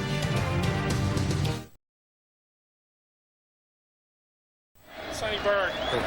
Rudiger, McKenzie, and Berg. Now USC set to kick it away. Malone standing back there, but his personal protectors include 2 running backs, and Sonny Bird and Malaifu McKenzie. And normally we would expect to see Melvin Simmons in that spot. We thought he'd be back as a personal protector. And Malone is going to try to pooch it. He does. Gets a great bounce, and it'll go out at about the 10-yard line. That is an excellent job by the special teams of USC. 26 yards on the kick, but it did the damage. Well, fans, for an exclusive news and recruiting coverage, all you have to do, check your favorite teams. Log on now to Rivals.com. You will get all the information you need. Did you say that was a 26-yard punt by Malone? Yeah. But the prettiest 26-yarder he's going to uncork for a while, isn't he? He's got a great average tonight, but the aesthetic beauty and what he's actually gotten done for his team in a lot of ways hasn't been what Pete Carroll has wanted. Well, you can see the quarterback comparison. Of course, Dunn started for Kansas State. Roberson was more effective. Now a little mix-up in the backfield. Roberson is going to try to make a little lemonade out of those lemons. Troy Polamalu would not have anything with it. makes the stop. Boy, you look at the stats, though, the defensive stats. Who's number one? Troy. and he's done it both ways, covering in the secondary and also walking up on the line of scrimmage. The big play he made right before the end of the half, he was right on the line of scrimmage. It wasn't anything that he ran. It wasn't a play where he ran into the blitz. He was lined up on the line of scrimmage, and they turned him loose. As Bill Snyder told us walking off at the half, someone missed a block, a lack of execution. That led to the big play by USC. Simmons also with 5 tackles for USC. They just get the play off. Roberson jitterbugging around as he crosses the 15 up to about the 17-yard line. They need to get to the 20 for the first. Second Kansas State helmet that was blown. Boy, El Roberson just presents so many difficulties for a defensive coordinator. He does. This is like an old crossbuck. Watch on this play, partner. Fake here, and then Roberson's coming here with a lineman pulling this way to make the block. It's almost like you would fake inside, and if the quarterback's not carrying, you'd give it off to your other back. But since there's only one back there, Roberson becomes the second back, fakes it inside, has the guard pull to lead for him, and he follows him into the hole. Almost like old single-wing football. Well, Kansas State 1 of 8 on third down conversions. They need 3 for the first. And again, they let the play clock run. Roberson, the option, does not get the first down. Excellent defensive job by Sean Cody, the relentless defensive tackle for USC. What a great word for him. This is a guy whose motor never gets turned down, to use a phrase that coaches use. Watch Cody, number 84, playing the piano, as they said, meaning he's able to move laterally down the line of scrimmage while holding his position. Hits every key and hits the right one at the end with a big tackle. Travis Price up to kick it away. Spiraling kick. Greg Carlson at the 37, looking for the wall. It's setting up. Tries to get to the outside. He ran about 60 yards and gained about 3 on the return. 44 yards on the kick. Nice job by Brown. 11 on the return. USC will take over. Look at this, partner. Watch number 8 right there for Kansas State. See how he had to throttle down because of what? The halo rule. That was James McGill, who was the gunner. Oh. What a great block on the backside. Set up by Greg Carlson's running. But when you have to throttle down so that you don't cause a penalty, sometimes you're not able to make a play. That's a rule that one college coach likes. Not none that we've met. Sultan McCullough picking up good yardage, picks up 8 on the play before Jordan and McGill come up to make the stop. That 5-headed monster as far as tailbacks for USC. And don't think that Sultan McCullough hasn't heard about Darren Sproles and his great moves. Guess what, Kansas State? I've got him too. What a beautiful spin move into the hole and gets 8 yards out of the run. USC looking for back-to-back wins versus ranked teams for the first time since '86. But they trail now. Straight ahead running. Again, it is McCullough. Looks like he got the first down. Boy, you think of all the great tailbacks at USC. Trying to recapture that magic. Now, we talked at the top of the show about the speed in the game. How about Sultan McCullough? He's a Pac-10 100-meter champion. Newman, we already showed him. Then you have the high school champions, Fargus, Rideau, and Kareem Kelly. That's some serious motoring. And Darryl Rideau also is a high hurdler. So he's got that great stride. You can really kick it up into gear, but I don't want to play him in a track meet, that's for sure. I don't want to race him. Palmer looks like he's getting in a rhythm. At least the offense is so far. Herschel Dennis with the ball. They are just going to straight ahead running. That's just straight power running. And I think one of the things that Norm Chow talked to us about, they had to simplify things for this offensive line. That's one of the things they did last year. Do you think he may have simplified it, he and Pete Carroll, at halftime even more? I think what they did was just refocus them on what their responsibilities were. All they're doing is zone blocking up front on offense, meaning they just establish an area where they go to block, not necessarily a man, and it's up to the back to find the hole. And right now, Herschel Dennis, great run on the last one, straight ahead. Play action. Palmer slips and falls as the pressure was on by Terry Pierce.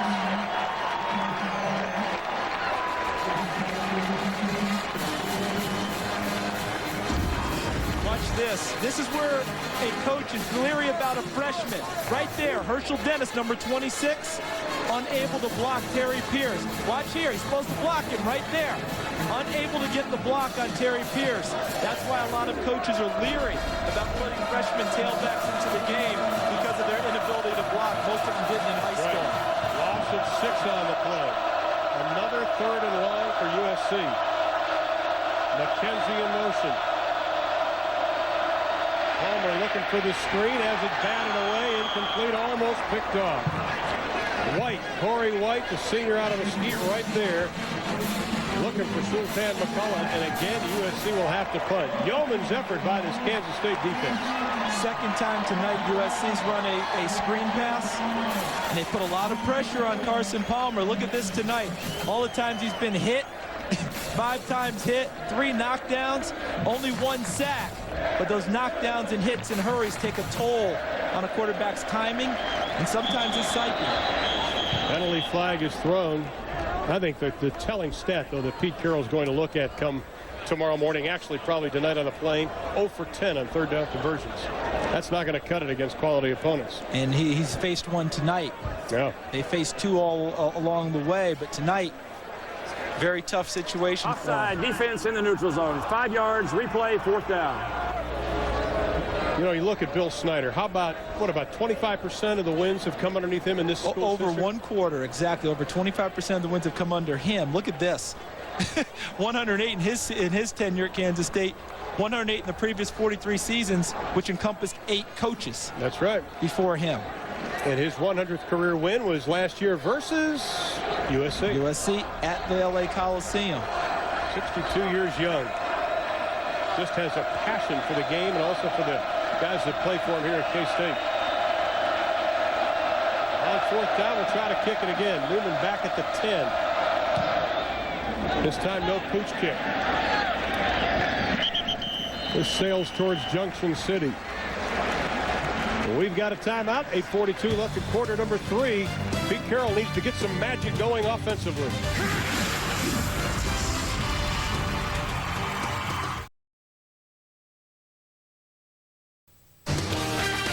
Our 1st and 10 line is brought to you by Home Depot.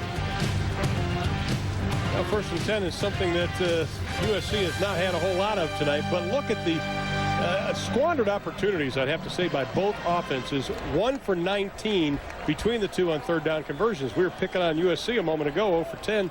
Kansas State's only 1 for 9.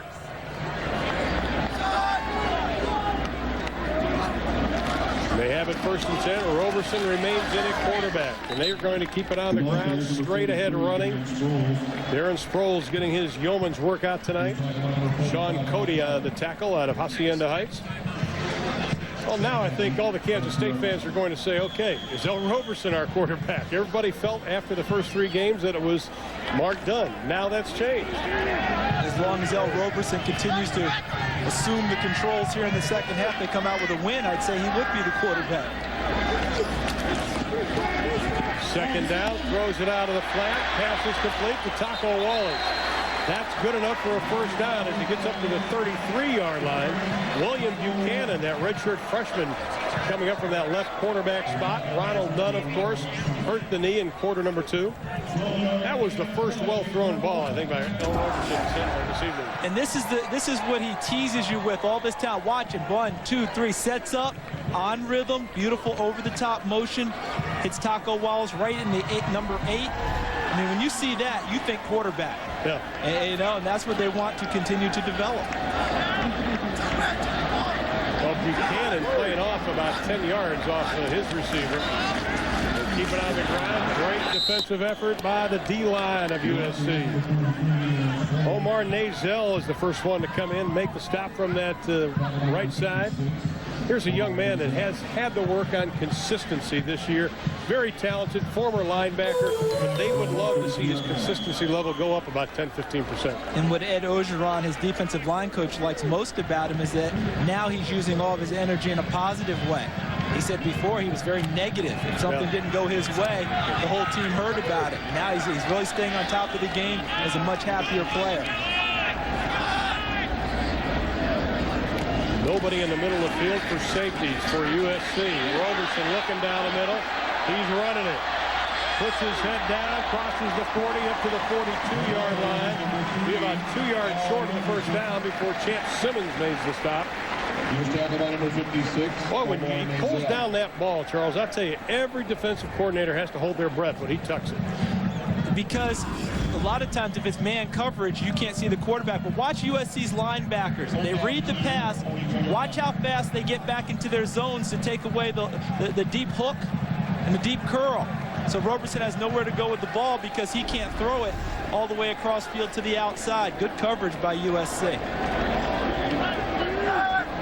Kansas State moving the ball on 3rd and 2. Roberson down the line, and he is going to be stacked up right at the line of scrimmage, and again it is Champ Simmons. Now Simmons is doing his part, the junior out of Compton, California. Nice job by USC. Watch Simmons 51, 45, Pollard shooting the gaps on the inside, and Grotegood, number 6, from the backside. They took away all the lanes that L. Roberson was looking for to run. Nice defense. Good call by Pete Carroll, the head coach and defensive coordinator. Nice snap. Nice grab. Travis Brown does a nice job. Carlson lets it hit. Is he going to make it? And USC's Pete Carroll will take a big sigh of relief. Now let's go down to Aaron Andrews. Aaron. Okay, Ron. Well, Kansas State, they have 2 fight songs. In the fall of 1969, their music department burnt down, and the only piece of music they could find was a song called Wabash Cannonball. Now, at the upcoming football game, that was the only song they played, and luckily the fans really liked it. Hit it!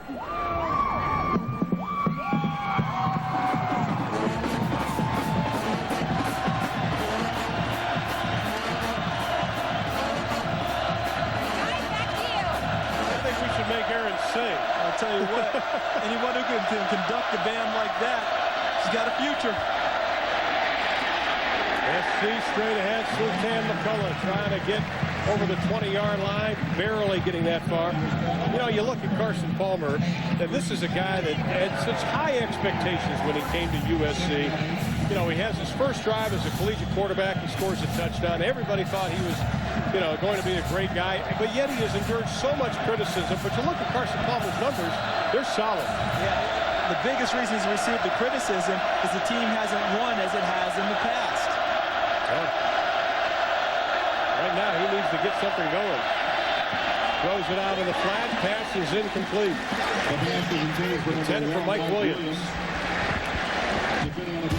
TBS Big Play Saturday brought to you by the new Fajita Trio, only at Chili's. Chili's, no place else. And by T-Mobile. Get more minutes, more features, more service.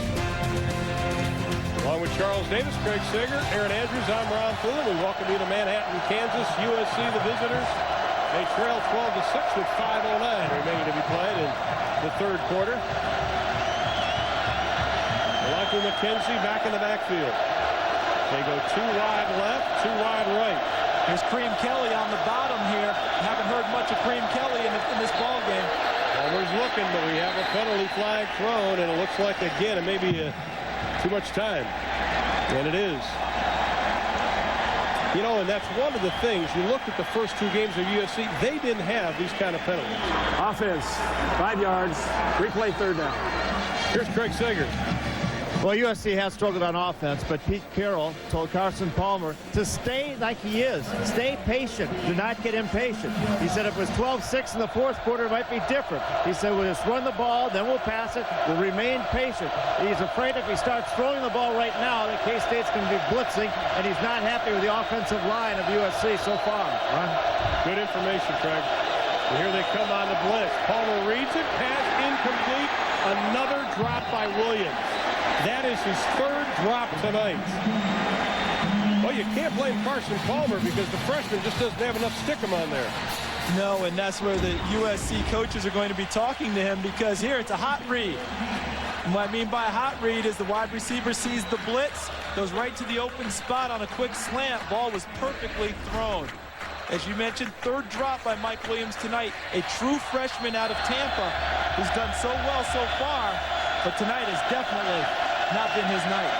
4 drops overall tonight by the USC receivers. Good snap. Bad kick. The special teams have been anything but special tonight for USC. That's just an all-around bad kick by Tom Malone. Only 12 yards. Kansas State has something to cheer about, but will they take advantage of things? We'll be back.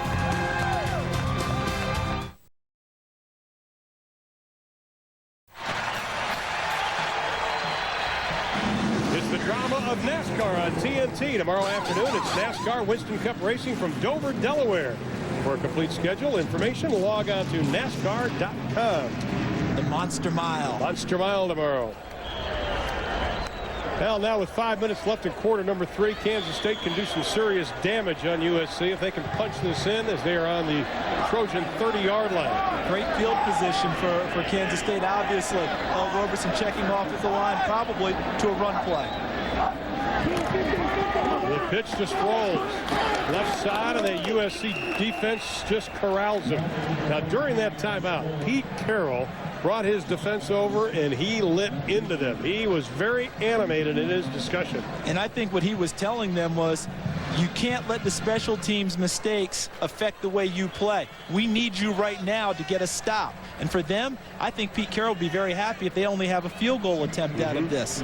Because if he's able to do that, the defense has really risen up. And that's what he was looking for, trying to motivate them. Well, his defense has only given up about 139 yards. That's not too bad. Not getting any help. Roberson backpedaling, throwing, has a man, the tight end, Bill. All the way inside the 15, down to the 12-yard line. They'll mark it at the 10, a pickup of 20. That is a great athletic play by Roberson. Didn't we talk with some coaches last week about the wide delay, meaning the tight end? Right there, Thomas Hill, number 88. Delayed and then dragged across the field. Kind of let the wash go by. Everyone else going the other way. Roberson able to hit Hill. And Hill rumbles upfield, and Roberson has his team on the march. 3 wide receivers now for the Wildcats. Roberson, almost a bad pitch. Nice job, Sproles. Looking for Payton. Touchdown, Wildcats!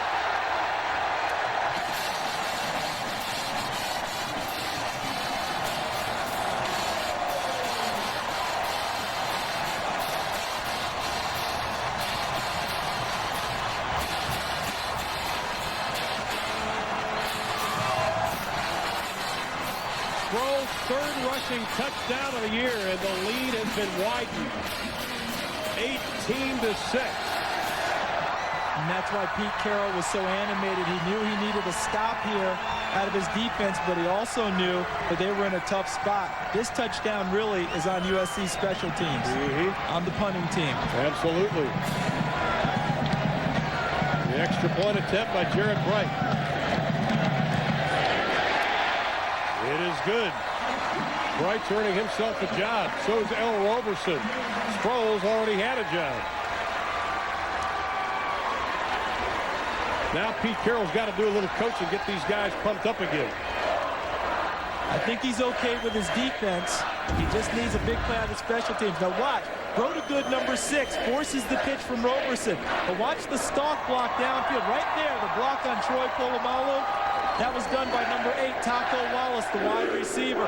All he has to do is occupy the strong safety. That allowed him to take Polamalu out of the play before Sproles ran over William Buchanan, number 31, into the end zone. And it was almost a bad pitch. Sproles did a nice job of reaching back to even get that football. And that was forced by Grotegood on the stunt from the outside. No one there to take the pitch man because of the good blocking downfield by the wide receivers. Willie the Wildcat likes it. I wonder if somebody else that used to be Willie the Wildcat. Oh, yeah, that was right. That was Craig Sager. He's the Wildcat at Northwestern. At Northwestern. A little tidbit there. Things you don't know, but you find out. He's more than a flashy dresser. Here's the kick. USC's got to have something going quickly here. It is Mitchell. Crosses the 15, maybe gets up to the 19-yard line. 3 3:45 to play in quarter number 3. Carson Palmer, the victim of 4 drops by his wide receivers. Big Play Saturday is presented by T-Mobile and Discover Card. Here at KSU Stadium, I'm Ron Thiller with Charles Davis, Craig Sager, and Aaron Andrews. We are 3:44 away from the end of 3 quarters, and Kansas State leads by 13. Justin Fargas now in the backfield for the Trojans. 3-step drop, pass caught, drop. Rolls out of bounds at the 20. It's a completion and a fumble, they're calling it. So it's a completion back to the line of scrimmage, ultimately. Yeah. Should have been a 5 or a 6-yard gain. And watch Kerry Colbert, number 83. Ball's caught. Does he secure it? And look at this. Great job by number 8, James McGill, because he punched the ball out from the backside. Watch coming on the backside.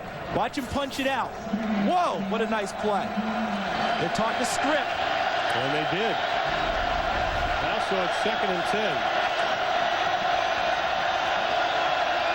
Palmer looking over the middle, has a man complete up to about the 27-yard line. And again, it's Kerry Colbert. This time he secures the football before he gets hit. I'm telling you, Carson Palmer's done the job. He just needs some help.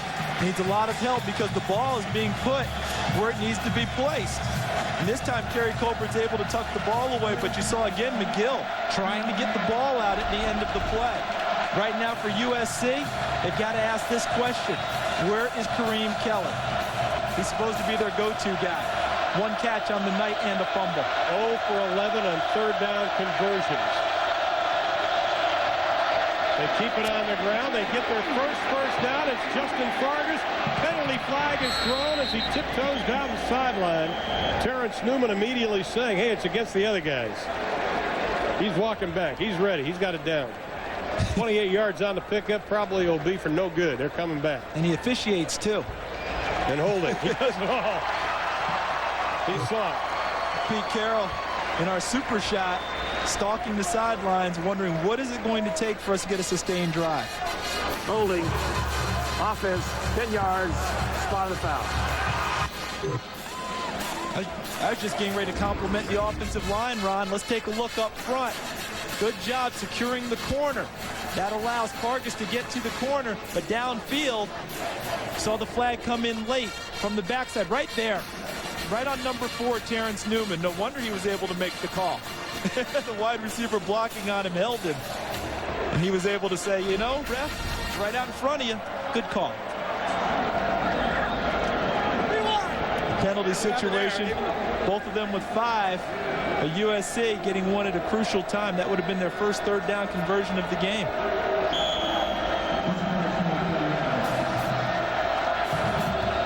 that sets up on the 30-yard line.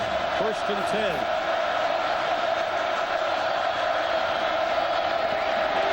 Left side running the football, shooting the gap again, and it's Justin Fargas. Let's go to Ernie in the big game house.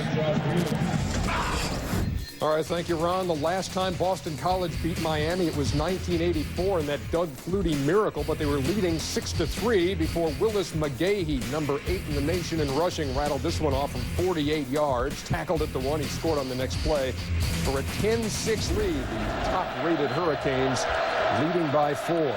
I don't know if you can hear me. That place sounds absolutely crazy tonight, Ron. You're absolutely right, Ernie. It is loud here. A sellout crowd on hand as Palmer looks. Still on his feet. Throws it over the head. Had a receiver there. Now they're going to throw the penalty flag. Justin Fargas was standing there. He fell down. Thomas Pouchin is the one who put the pressure on him. You knew he was throwing it away, but in Carson Palmer's defense, Fargas was sitting there, although it was about 30 yards over his head. And the official has the discretion to make this call. Passer did not get out of the pocket. Lost it down. 3rd down. And that's the key. Great explanation by our referee, because he stays in the pocket. If he breaks out past the tackle, you know, you go tackle to tackle, that's defined as the pocket. His strength kept him upright and in the pocket. But if he had been outside inside the tackles, it would not have been intentional grounding. Then he can get rid of it as he wants to. I'll tell you, John Lawrence is a good official. Watched him for a lot of years. Here's the third down conversions. They're calling it 27. They're going to play it safe. Nice open field tackle by Terrence Newman. Justin Fargas had no chance. Newman is only 5'11", 185. He's like a little missile out there, though. They talk about his speed. They talk about his game-breaking ability. Rarely do they talk about how he hits and how he tackles. Yeah. You hear about corners who play well. They're talking about pass coverage ability. With Terrence Newman, you get everything. Guy tackles, he returns kicks, he makes plays on defense, he turns around on offense and catches passes. The pride of Salina, Kansas. And didn't even make all-county in high school. Can you believe that? Yeah, we've got a timeout. Kansas State calls the timeout with 1:29 to go. Here's Craig Segers. Well, thank you, Ron. The game plan for USC is going to change now. Obviously, being down and not moving the ball. Steve Carroll told his team that we're going to have to take some shots. We're going to have to move the ball, take some shots. Ron? Now, the Oklahoma Sooners, South Florida. You're seeing a little action here. They'll be with us next week right here on TBS, and you can predict the outcome on EA Sports. Get to see Markel Blackwell, the quarterback from South Florida, who is highly regarded in terms of his ability across the country. Just log on to easports.com and you can cast your vote. And we'll let you know how you do next week, of course. Well, I have a feeling that Kansas State, this is just watching them for the last couple of years, Kansas State may try to set up some type of block here. That's the reason for the timeout. I may be wrong. No, but, you know, it's a great thought because you got a rattled freshman kicker back there, freshman punter, and Tom Malone. Personally, I don't go for it. You know why? If I miss and run into them and give them a first down, when I have a chance to get the ball right now with momentum and a lead, I don't go for it. I want to return and let number 4 get his hands on the ball, Newman. 2 men back, standing at the 41-yard line. The kick, a line drive, end over end. Taken by Newman, look out. Hop, skip, jump, penalty flag thrown as Newman gets inside the 35 down to about the 32-yard line. Well, I tell you, he gets his hands on the ball. Everybody holds their breath. They almost had it set up the way they wanted. See, Malone is so rattled, you don't need to block it because he's not going to kick the ball well. He hasn't done it all night. So play the percentages. Legal block in the back on the return. 10 yards, first down. So close, but you'll see it coming up. Look to the left of your screen because you'll see it on the clip on number 27. I believe that's Leach from USC. Right there. That was it. Hit him right in the back. See it. Look right here. See, here they come. Right there. See number 34 for Kansas State. That's Danny Morris. And he clips number 27, Jason Leach from USC. Otherwise, they have a much bigger play. But still, Kansas State has the ball in great field position in USC territory. I tell you, USC special teams, not what you need to be at this point of the season, even though you've only played 2 games. This is where coaches talk about the 20-hour-a-week rule. Oh, yeah. Hurting them in getting special teams ready. Here comes the reverse. Watch pass. It's a pass. Looking for a man. He's going to tuck it instead. Terry runs out of bounds. He was thinking throw the football, wasn't he? And that was good coaching because on a reverse pass, when you have the wide receiver, you know, coming around, and James Terry was a quarterback in high school, what they tell him in this situation is if the receiver is not entirely open, you tuck it and go because now you're not going to all of a sudden become a pinpoint passer. You know, it's not all of a sudden you develop into Dan Marino. You know? Yeah, that's exactly right. You've been catching passes. Great block out front by L. Roberson on Troy Polamalu. Tackle Walsh just didn't get open. Roberson leans forward to the 40. Matt Gruda good on the stop. That'll set up a 3rd down. We'll call it about 2. completely different Kansas State team when Roberson is in there, and Bill Snyder makes that decision. He felt that Mark Dunn was not getting the job done. Doesn't mean Mark's not going to play this year. No, not at all. Don't get worried about that. Call you up in Utah and Idaho. Could see him again very soon. Just depends on the feel and the mood and how the team responds to the guy under center. 3 wide receivers. Sproles the only one in the backfield. Roberson throws in the flat. Pass is complete. Again to James Terry. And that's good enough for a first down. James Terry bailed out L. Roberson on this catch. Oh, yeah. Because the ball was supposed to be thrown back to where James Terry was setting up. And he had to spring forward. Ball ended up ahead of where the receiver thought it was going to come.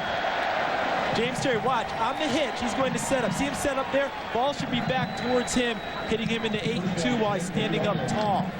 Ball was low and away. James Terry made L. Roberson look pretty good. Final 15 seconds, working on William Buchanan, their redshirt freshman, who's subbing for Ronald Nunn. Roberson looked like option, instead a quick looking pass. Complete down to the 8-yard line of Taco Wallace.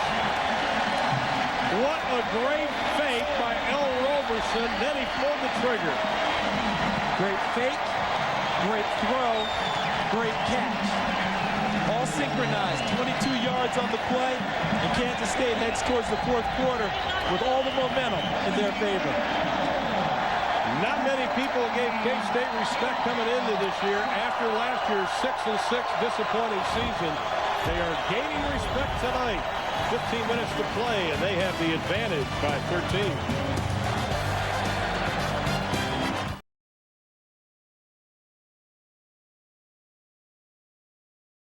Kansas State has hung 216 yards on USC tonight. USC came in as the #1 defense in the NCAA, giving up only 171 yards.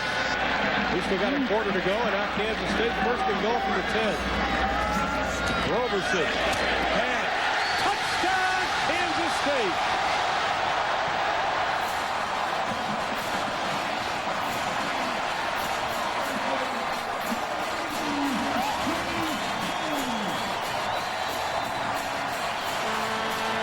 James Terry's 3rd touchdown reception of the year. Thinking about going for 2 now. I see Bill Snyder talking with L. Roberson. And what a strike. Watch the young corner. He backs up. First mistake. Second mistake, goes for a ball and doesn't get it. William Buchanan, number 31. He'll learn from that. Down near the goal line, you don't back up. You want the ball thrown over your head because you have the back line going after it as they go for 2. Well, Roberson wants to go for 2. You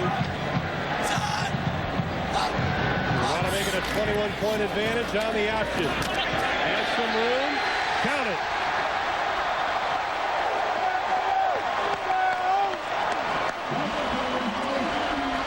Roberson throws for a touchdown, runs for the 2-point conversion. What a great strike here by Roberson to Terry. Kansas State up big in the fourth quarter.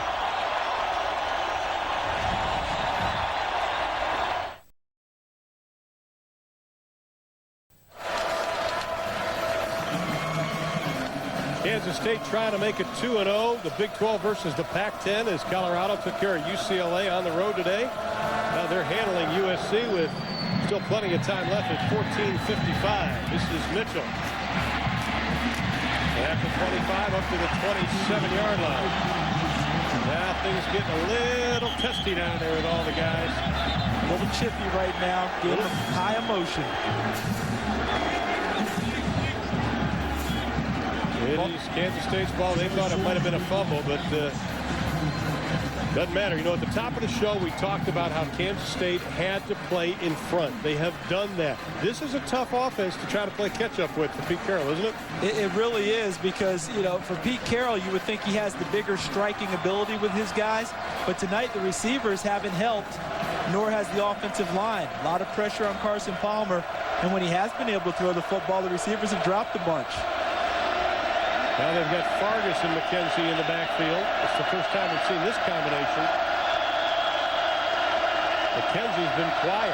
Had a couple of great runs early on. Has been quiet since. Palmer looking, throwing, incomplete. Penalty flag is thrown. They were working on Newman. This is that Kelly-Newman battle we thought would really come about, but Kareem Kelly really hasn't held up his end of the bargain. He hasn't been able to get open. Yeah, it could be defensive holding against Terrence Newman downfield. Maybe that's why he hasn't gotten open. Yeah, that could be.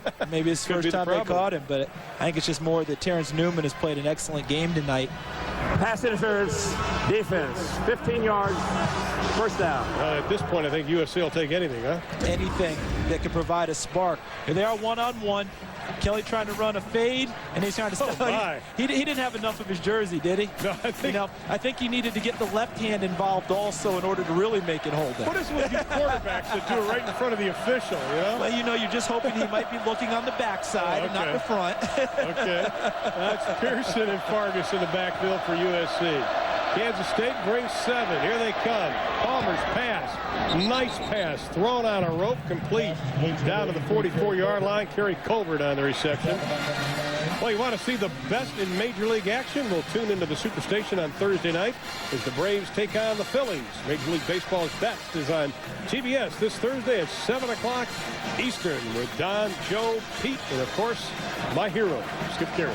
I mean, is it death, taxes, and the Braves in the postseason? You got it. I mean, those are pretty much your givens, aren't they?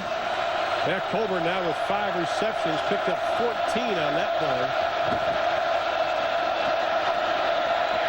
Palmer going deep, has a man, incomplete, overthrown, intended for Kareem Kelly, again working on Newman. You notice the Kareem Kelly appeared as if he were open at the end of the route, but because the coverage from Newman was so good, the ball has to be perfect. Great job by Newman running with him, see how he's staying with him, now he gets his head back, leans into the route, but you notice the ball has to be perfect because the coverage is so tight all the time. That's a hard way to make a living for a quarterback and a receiver. You want to be open. Right, you want to be open, not some guy hanging on your shoulder. 2nd down and 4. Palmer again going up top. That's going to be overthrown. Try for Kerry Colbert. Well, Terrence Newman has been the do-all guy so far this year for Kansas State. Started out forcing a fumble. That's a pretty decent defense. Working on Mike Williams. And after the extra point, picks it up, decides to go in for 2. And how about this hit? Who's Mr. Do-It-All? Yeah, not much he can't do. Coach Snyder called him two-play Terrence for his return ability, but they've got to come up with something better than that. That's right. 3rd down and 10. Palmer scrambling. Pass incomplete.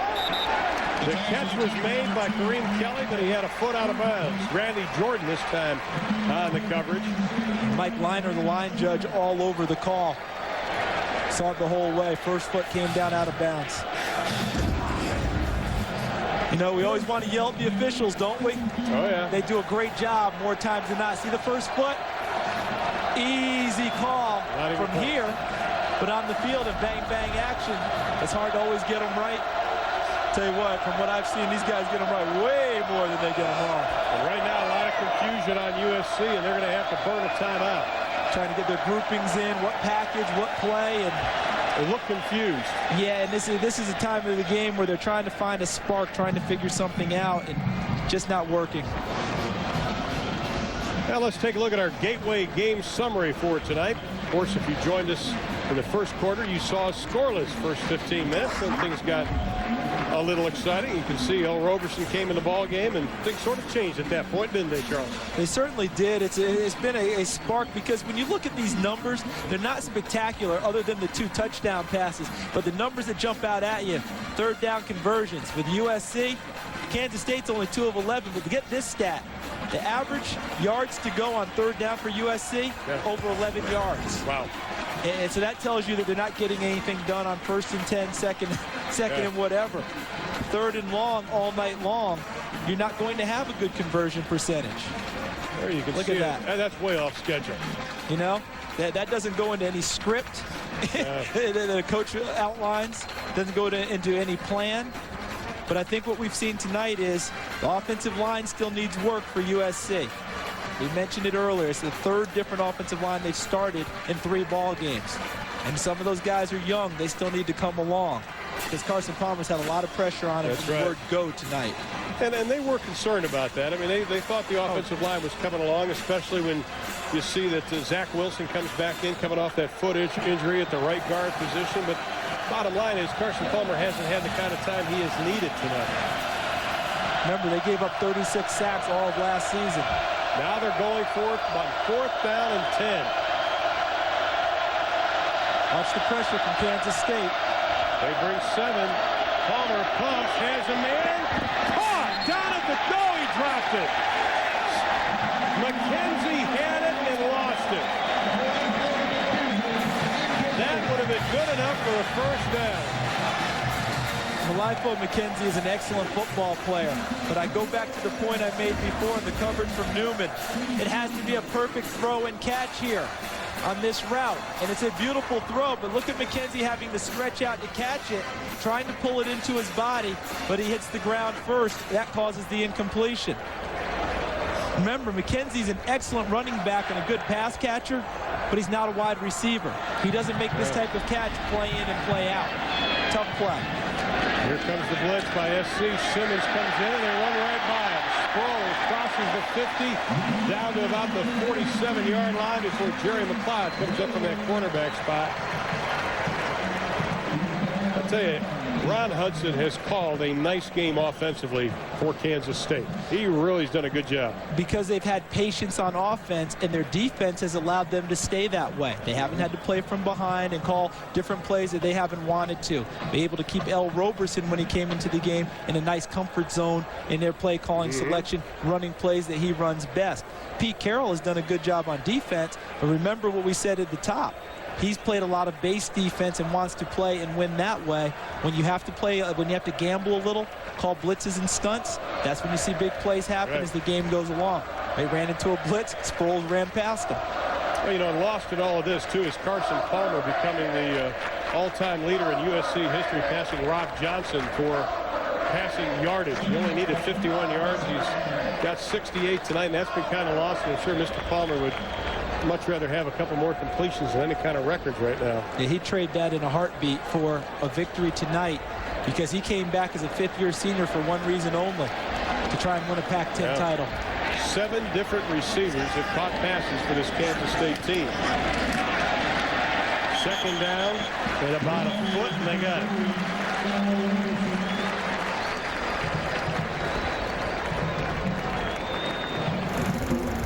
Stay tuned. Speaking of, Varney's downtown in Aggieland. That's the place to be, by the way, because coming up after the game, Matt Cherie, they're going to have a giant post-game party with Charlie Sheen and Tom Behrens. Are taking on the Doom baseball team in Major League. That'll be after the game on the Movie Bowl, only on the TBS Superstation. Charlie Sheen in those glasses. Every time I see him, I just lose it.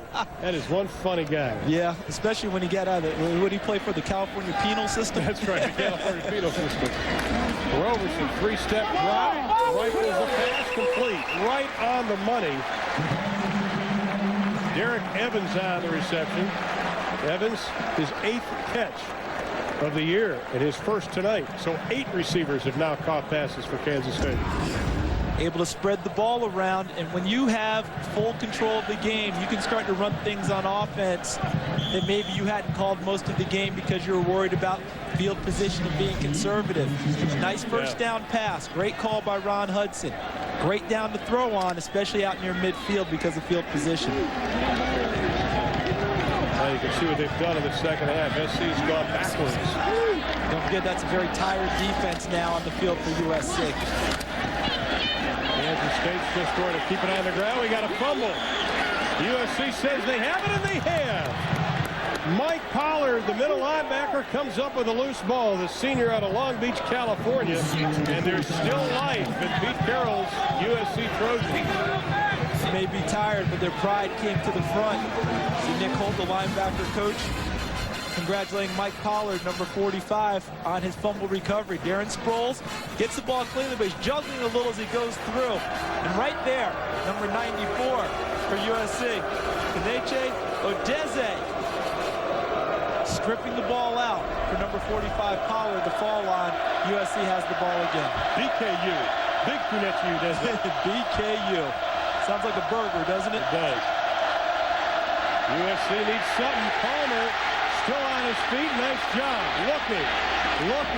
Throwing it away.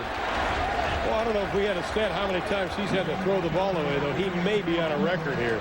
He's had to run for his life almost from the first snap of the evening, as he was pursued by number 97, Melvin Washington. Look at Melvin with the beautiful purple tape, trying to make himself a little faster, unable to corral Palmer.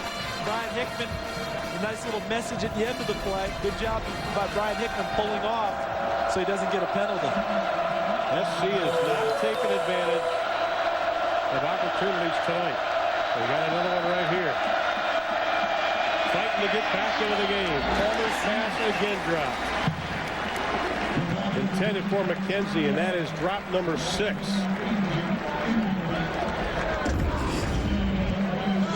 Look at him in press coverage. They had what they call cover 1 or man 3, meaning there's a safety behind the corners playing man coverage. Kareem Kelly understands what it's like to go against a physical corner. Forced turnovers, 1 tonight, but they have just been on them from, every play tonight. They've been all over USC. Hey, Terrence Newman has done the job we thought he'd do. 3rd down and 10. Palmer again, pressure, pass complete. Nice catch and run by Kerry Colbert. That's good for a 1st down. Finally, if you're Pete Carroll. And no fumble at the end of the play. Yeah. You see Colbert, good job working on number 9, Randy Jordan. Beautiful throw on the inside. It was, again, cover 1, man free. Rashad Washington, number 2, became the free safety, and he came over and helped prevent a bigger play. Yeah, 1st and 10, only their 2nd 1st down of the ball game. 2 of 16 now. Straight ahead running with Sultan McCullough. Gets up to the 35-yard line.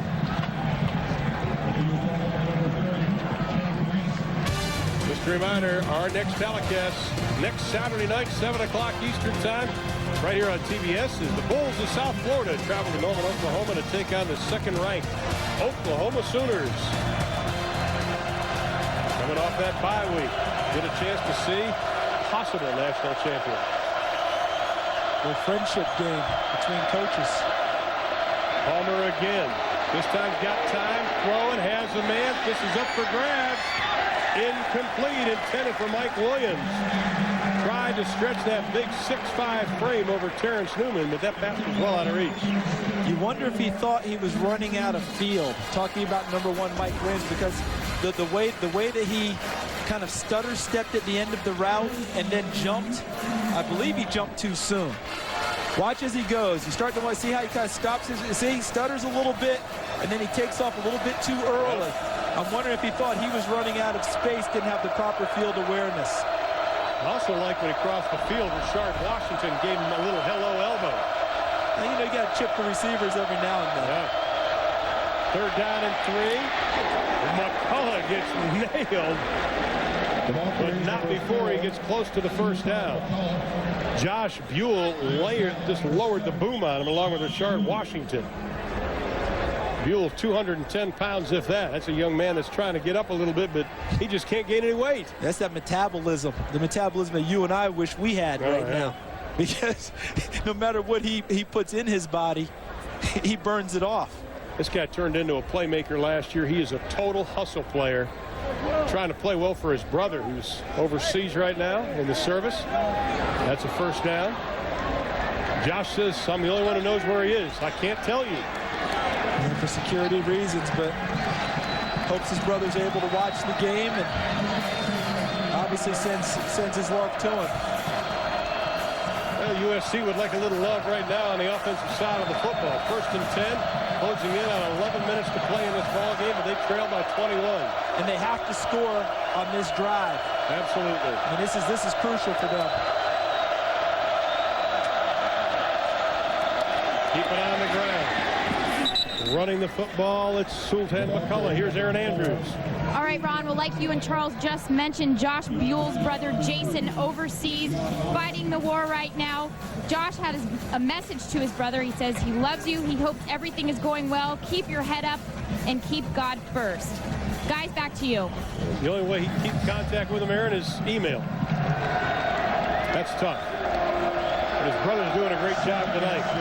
2nd down and 6. One thing you can say about USC, they have not lost their patience tonight. Homer looking over the middle, has a man down inside the 5 is Kareem Kelly. That is his 2nd reception of the evening. This is the first sustained drive by USC. Yet to get an offensive touchdown. Picked up 22 on that. And they've done it by not having to convert big 3rd and 10s. Great slant route. Newman playing him to the outside. Remember I talked about cover 1, man coverage with a free safety?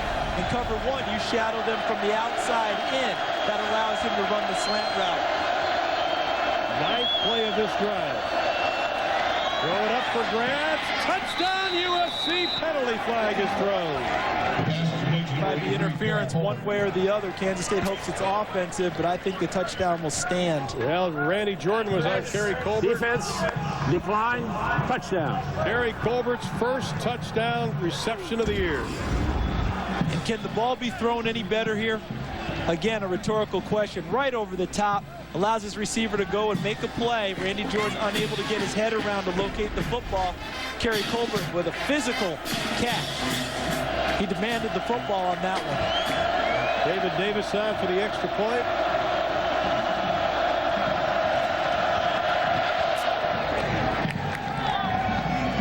And it is good. Ryan Killeen, I should say, is on for the extra point.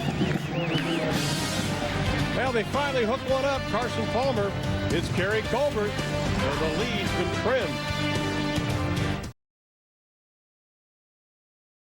Yep.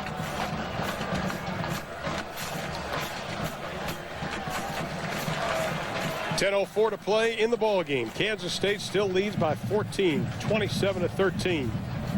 Plenty of time left. No onside kick, I would think. No. You just scored a touchdown.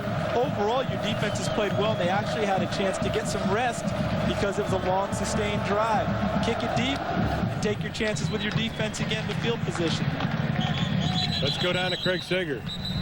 Well, tonight's pre-play is created with NCAA Football 2003 from EA Sports. With the latest in technology and the foresight of imagination, I'm going to show you highlights from next week's game before the game's even played. It's OU against the University of South Florida, and OU comes out strong. Brandon Jones gets the touchdown pass. The Sooners go up 7-0. Then they go to the ground game. Quentin Griffin finds the end zone. OU continues to roll. South Florida tries to get back at it. Markel Blackwell. But then OU's taunted defense makes the big play. That's Lance Mitchell. And EA Sports. Log on to easports.com and decide on who you think will win next week's game between South Florida and OU. I'll take Craig, one of these days they're not going to need us. just run the computer. Roberson trying to scramble, and that USC defense closes quickly, but he's able to pick up about 3 on the play. It'll be interesting next week about that game is Jim Leavitt versus Bob Stoops, guys who served on Bill Snyder's staff here at Kansas State. Yep. Part of Bill Snyder's great coaching tree of guys who have gone on and done quite well for themselves. Mark Mangino over at Kansas this year. You know, you look at Phil Bennett, who's gone to SMU, the latest beneficiaries of the Kansas State way. Phil, one of the great guys in this business, by the way. Roberson looking for the pass, pump fakes, throws it out of the flat, pass is complete, first down Kansas State. Nice catch by Taco Wallace. You know, we're talking about at the top of the show, they did not have a go-to receiver, and that is something that Ron Hudson knows they have. Think of the past. You had Quincy Morgan, you had Aaron Lockett. You didn't have anybody right now. But they are spreading it around awfully well tonight. When you look at Wallace has 5 catches on the night. James Terry with 4. Thomas Hill, the tight end, with 2. One of the big ones off of that wide delay, the tight end delay. And if you look here, there's Ron Hudson. He's the offensive coordinator. And he's now trying to spread the ball to all of his guys, hoping a true playmaker will emerge. Gotta hurry up. 2 to snap the football. Just to get it off. Roberson. That's those quick feet. Does not get back to the line of scrimmage. Nice play by Matt Grudegood. You know, one thing about Kansas State now, they've been on the field. This offense has been on the field a lot. But Ron Hudson and his staff, they work these guys hard in practice. You ever been to a Kansas State practice? They drill them. These guys get tired. They go after each other. This is almost a relief for L. Roberson and his crew. A great point, because they work them so hard in practice. They want the games to be fun and, as you said, a relief, and they shouldn't have to worry about conditioning. 2nd down and 10. Roberson down the line, skips over one blocker, gets up to the 38-yard line. Pickup of about 5 on the play. This is a huge 3rd down if you're USC. See the statistics from the season, 171 yards that they were giving up per game coming into it after 2 great performances against Auburn and Colorado. Tonight, 266. But again, they've been on the field a lot tonight, put in bad situations by some pretty awful punting by USC and other kick game situations that have not helped them at all. They played almost literally with their backs against the wall for much of the game. 3rd down, Roberson's pass incomplete, and they'll be forced to kick it away. That is a big break for USC. Now, of course, we talked about at the top of the show what you thought the keys to the game were. Number 1, Kansas State had to play ahead. They're doing just that. Yes. For USC, Carson Palmer had to get in a rhythm. He hasn't done that. Up until the last drive. First time we saw anything like a rhythm from USC's offense. But we kept saying Carson Palmer. We have to remember that's an offense as a whole. He never had a chance to get into a rhythm. Oh. 4th down and 5.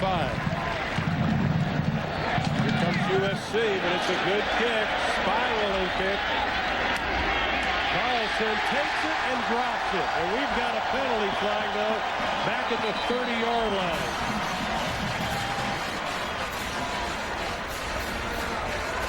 Go to EJ in the big game house. Thank you very much, Ron Thorne. Hey, after the game, I will have highlights of Miami, Boston College, Florida, Tennessee, and Notre Dame, Michigan State. And then I turn it over to Cherie Christian and Matt Arden for the Movie Bowl. What's up tonight, y'all? Well, the Movie Bowl is actually going to continue in the vein of this show. We're going to give you scores and highlights continuing throughout the night also. And that's not it. We're also going to show you a great movie, Major League, with Charlie Sheen and Wesley Snipes. Love Major League. And I've also seen these guys rehearsing a segment, and I think Matt knows way too much about the preservation of pizza. You can eat the same pie for up to a week, I believe. If that doesn't keep you hooked, I don't know what will. Longer. Hang out for the Movie Bowl. We'll see you. Now the big question is, will Ernie hang out for the Movie Bowl? and will he have any of that pizza that Matt has been preserving? Well, the penalty was a holding call against Kansas State. They moved it back. They're going to make him kick again. Troy Polamalu was, I guess you would say he was mugged on that play. Was he the injured party? Yes, he was. So now we're going to try this thing again. USC, 10 on the line of scrimmage. Here comes the rush. Not quite as good a kick. Carlson over midfield. Down to the 46-yard line. Much better field position, courtesy of that penalty flag. Now USC's got the field position. They have some time. 7:01 to play in the ball game, but Kansas State leads the 11th-ranked Trojans.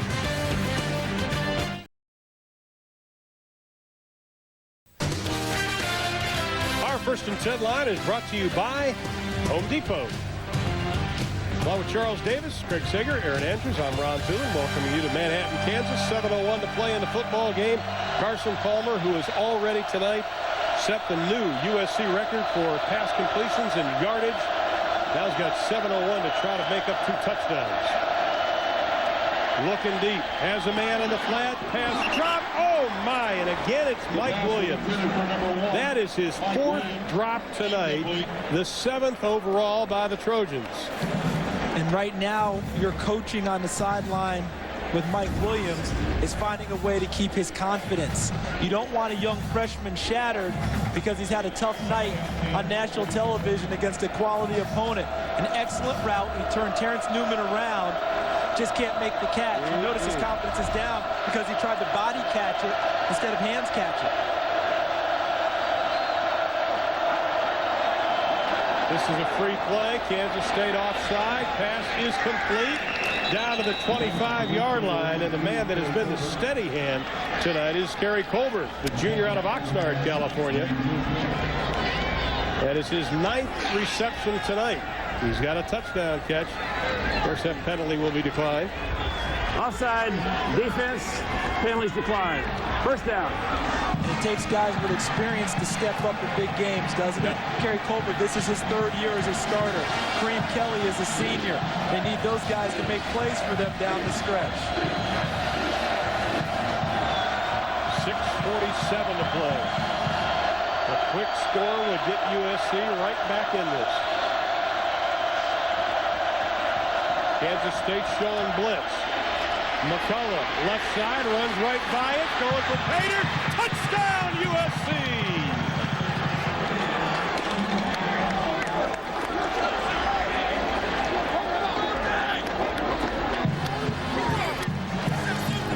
Malachi McKenzie with the touchdown, his 2nd rushing touchdown of the year. Good job. Little counter action to Sultan McCullough. Excellent block at the point of attack. That was number 62, Norm Katnick, the center. And then once McCullough got to the corner, with his speed, there was no catching him. Sorry about that, McKenzie. McCullough, though, with a touchdown. Now, Kareem Kelly may not have had a whole lot of catches tonight, but he's been able to block. This is a great thing for him because Terrence Newman is such a physical corner. And sometimes it doesn't take a huge block to make a play. Sometimes it's just positioning. And Kareem Kelly got his body between Newman and the ball carrier. Terrence Newman unable to make the play. That's that speed that we hope to see from McCullough, who's the fastest ever to play for USC. How about a 10-100? That's not bad. That'll get you in the books, wouldn't it? 10-1-7. That gets you to the dinner table fast, too.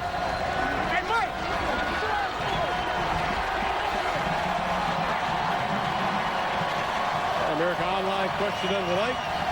What do you think of the small-town Midwest life so far here in the Little Apple? That's it. We love it. Are you kidding me? Did you tell them what I said in the car driving yesterday? And I picked up the phone and called my wife and said, "Hey, honey, I think I found a great type of place to live. This type of living is wonderful. The people here have been great to us from the moment we hit town." Doug Dahl, the sports information director, has been absolutely outstanding. We appreciate all his help. Tim Tessalone of USC, his usual magnificent job. Well, now the USC defense has got to step up to the challenge. 6:26 to play, plenty of time left. All of a sudden, this game got incredibly close, 27-20.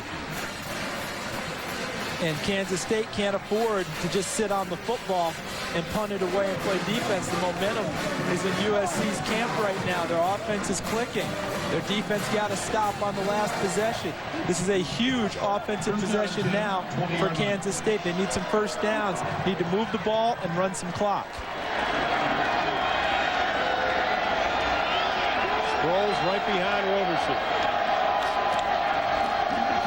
The pitch to Sproles. What a move! To the 20 up to the 24-yard line. Deshaun Hill comes up to make the stop, but a little Barry Sanders kind of move. Watch number 6, Matt Grotegood for USC. He's in perfect position to make a play, but with that move, he actually ended up taking out a couple of his teammates before Deshaun Hill ended up making the tackle.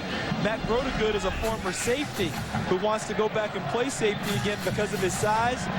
Boy, what a great move by Darren Sproles. 60 yards rushing the football tonight.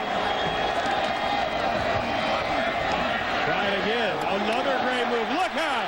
Sproles to the 45, up to the... What a great run again before KSU comes up to make the stop, gets up to about the 44-yard line. I tell you, he is so quick. Now, you cannot run this play with a back who is not quick and with great moves. Why? Because he's really in a one-on-two situation. And they figure that to hit for him, that's an advantage. If he has open space and is able to see the tacklers coming at him, he can make the move. See, if you're a big lumbering back, they make the tackle on you at the line of scrimmage because you can't make people miss. Nice call by Ron Hudson, but only because of the back he had in the game. Still going towards that left side. This time it's Davis. Goes to the right side. Running room. One man to beat. Davis in USC territory down to the 35-yard line.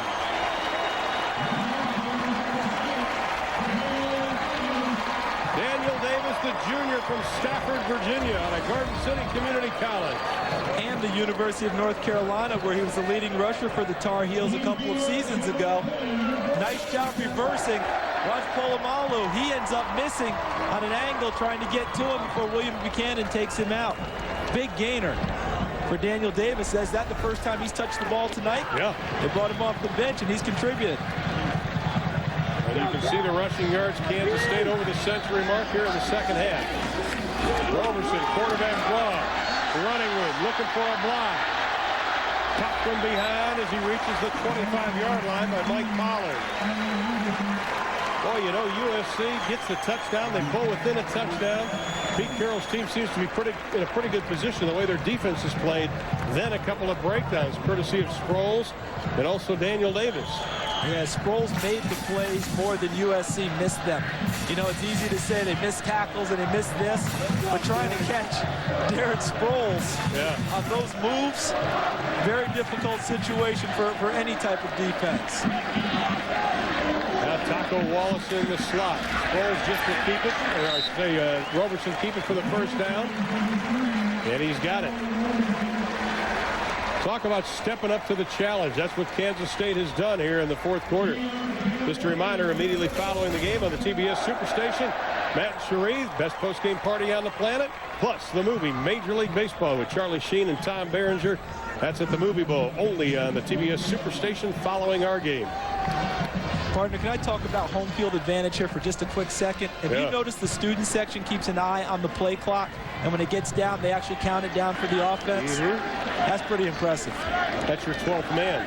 Yes. With all due respect to Texas A&M. We got legal procedure in the middle there. Getting a little hiccup. Mike Johnson looked like he may have moved just a touch. Al Roberson, though, looks like he was bouncing as he was making the call. Offense, 5 yards. Replay first down. Might have gone to more of a hard count or something. Might have thrown off even his own offensive line.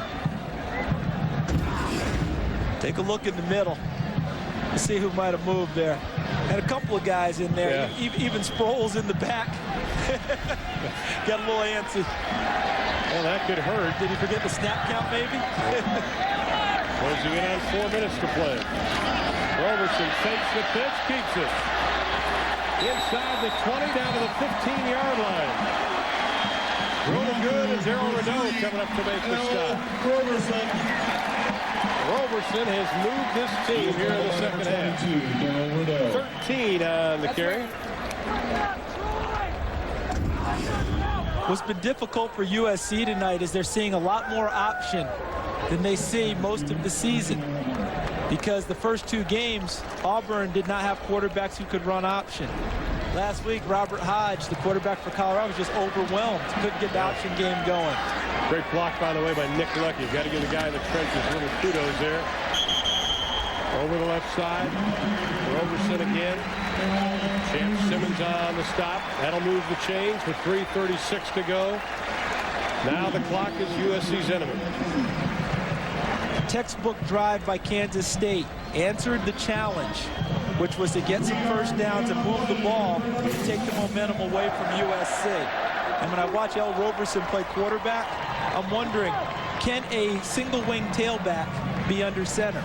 Because that's the sense I get with him running the option and running all the sneaks on second and third and short. And once again, the crowd's into it, looking at the play clock. And he's going to call the timeout before that, courtesy of the fans in the stands. How about 7 plays, 7 rushes on this drive? They started with 6:31 on the clock, so they've been just over 3 minutes and about 15, 20 seconds on the drive. That's the way you do things.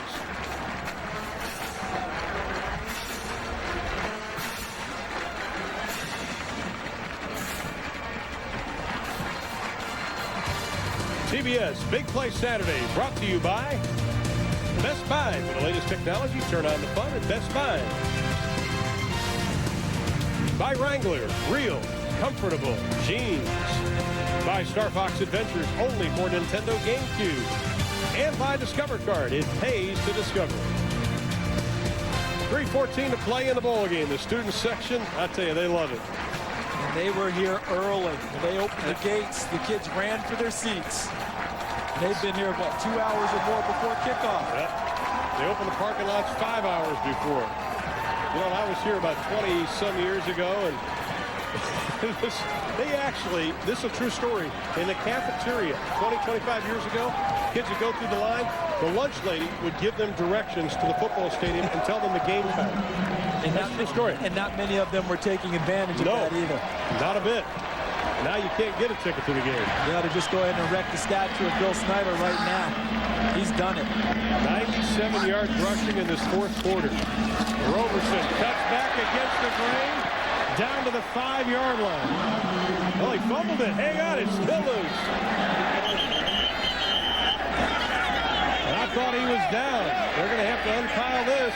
This could be shades of last year if Kansas State recovers it for a touchdown.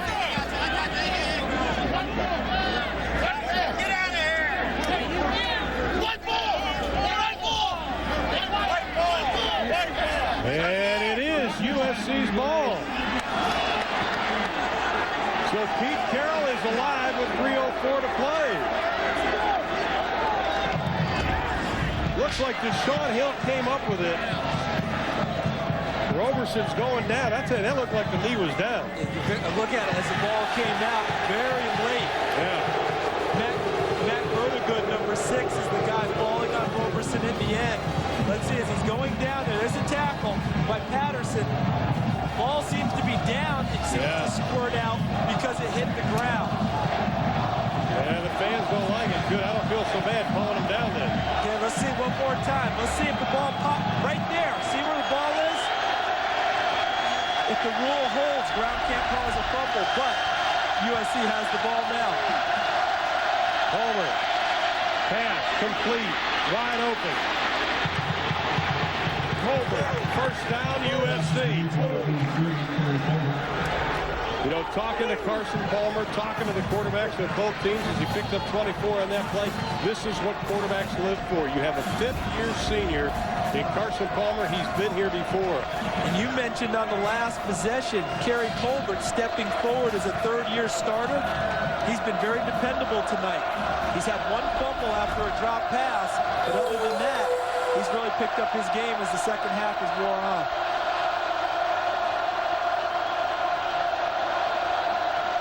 Defensive backs for K-State. Palmer has time. Pass. Complete. Caught again by Colbert. After the juggling act, he's being guarded by Randy Jordan. Comes up with the ball. Pickup of about 8 on the play.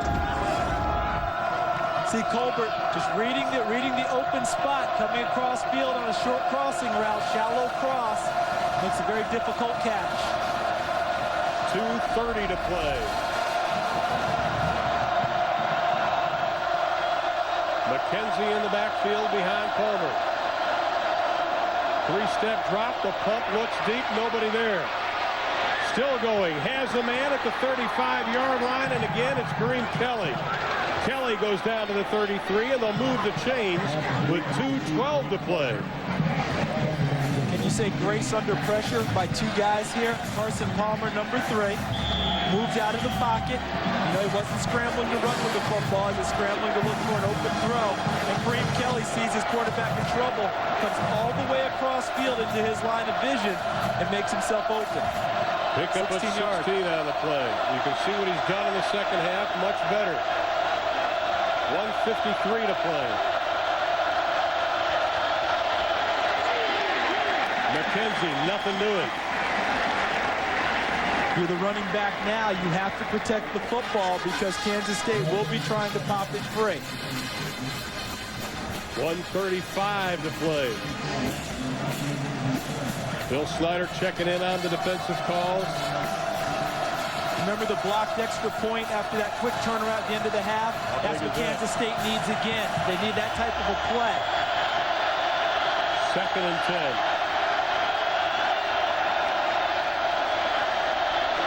Palmer has a man incomplete. Another drop. Kelly was hit by Newman, could not hold on to it. But the pass was again there. Each guy has won his share of battles tonight in the head-to-head battle between Kelly and Newman. And Terrence Newman comes up big here, right on the outside shoulder, plays through the upfield arm. Good job by Terrence Newman knocking the ball away. 3rd down and 11. Last timeout they're going to use. Carson Palmer calls it. They're out. Well, it's not going to make any difference unless they get the 1st down, so got to use the timeout.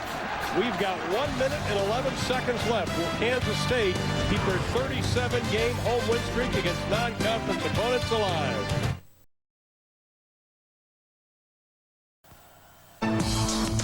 USA Today is the place for a comprehensive look at sports. Get all the latest scores, stats, standings, and game recaps to keep you up to date with your favorite teams and players. Mike Williams wide to the right. Colbert in the slot on 3rd and 11. Palmer steps up, and he is going to be dropped. Melvin Williams, the senior out of St. Louis, Missouri, comes up with his first sack of the year. And it's 4th and 11. 53 seconds to go. I think they were trying to find Mike Williams, number 1, on a throwback. Watch Carson Palmer. He fronts out, then sets up and looks back to his right. But he doesn't have the time due to the rush. Williams puts him down. Huge play for USC here. This is the game, 4th and 16.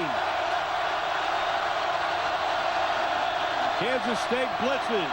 Carson Palmer overthrows his receiver. Kansas State holds.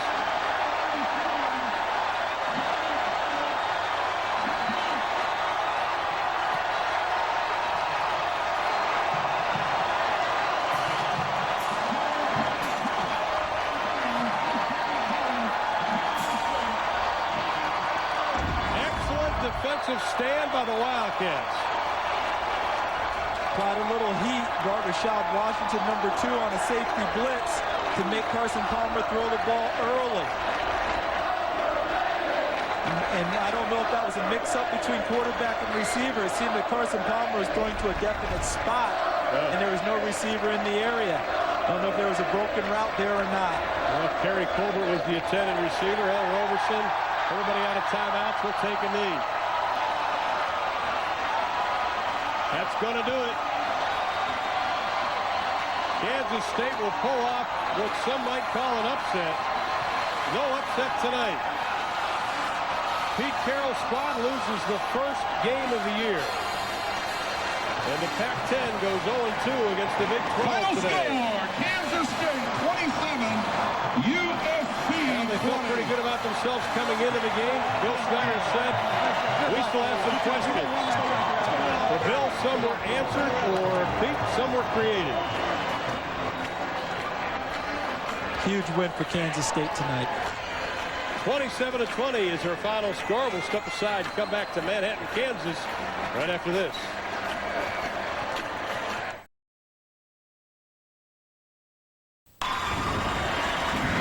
Let's take a look at tonight's Wrangler 5-star play of the game, and it came on an extra point. It was blocked. Terrence Newman takes it to the house. Now, point-wise, not that big. Momentum-wise, huge. Huge because USC had just scored by causing a fumble from El Roberson that was picked up and running for a touchdown by defensive lineman Mike Patterson. That would have made it a 3-point game at the half. Instead, it was 12-6. That's our Wrangler 5-star play of the game. Wrangler, real, comfortable jeans. I'll tell you what, Kansas State, they looked impressive tonight, especially on the defensive side of the football offense. Now El Roberson, is he going to start the next couple of games? But I think he proved a lot of people wrong tonight. He played a complete game. He earned the right to start the next couple. He earned the right to start the next game for sure. You never know what happens here at K-State, but any questions about their schedule, they now go away. That's a very legitimate ball club. Well, tonight's U.S. Army players of the game, powered by American Online, are Carson Palmer became the all-time leader at USC in pass completions and yardage. And, of course, Terrence Newman got 25% of the votes, had a great game tonight. The U.S. Army, an army of one. Well, for the latest scores and in-depth analysis, log on to CNNSI.com. Sports Illustrated at CNN Speed. Our next telecast will be next Saturday at 7 o'clock Eastern Time on TBS. as the South Florida Bulls travel to Norman to take on the Oklahoma Sooners. And Big Play Saturday continues with the Movie Bowl as Charlie Sheen stars in Major League. For Charles Davis, Craig Sager, Aaron Andrews, and the rest of the crew, I'm Ron Thulin saying good night from Manhattan, Kansas, where tonight the Kansas State Wildcats take care of number 11, USC. The final once again, 27-20. Now let's send it back to EJ at the Big Game House.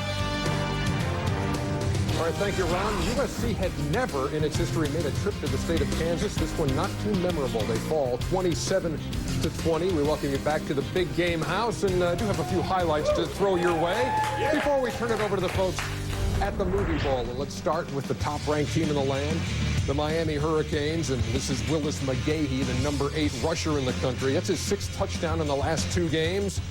They're on top 17-6 at that point over Boston College. Then Ken Dorsey, 34 yards to Andre Johnson. Miami scoring 35 unanswered points, and they have the lead 37-6. 8:09 to play in the 4th period. That's the scene in Knoxville, Tennessee today. And in fact, that's the scene all over the East and the South today.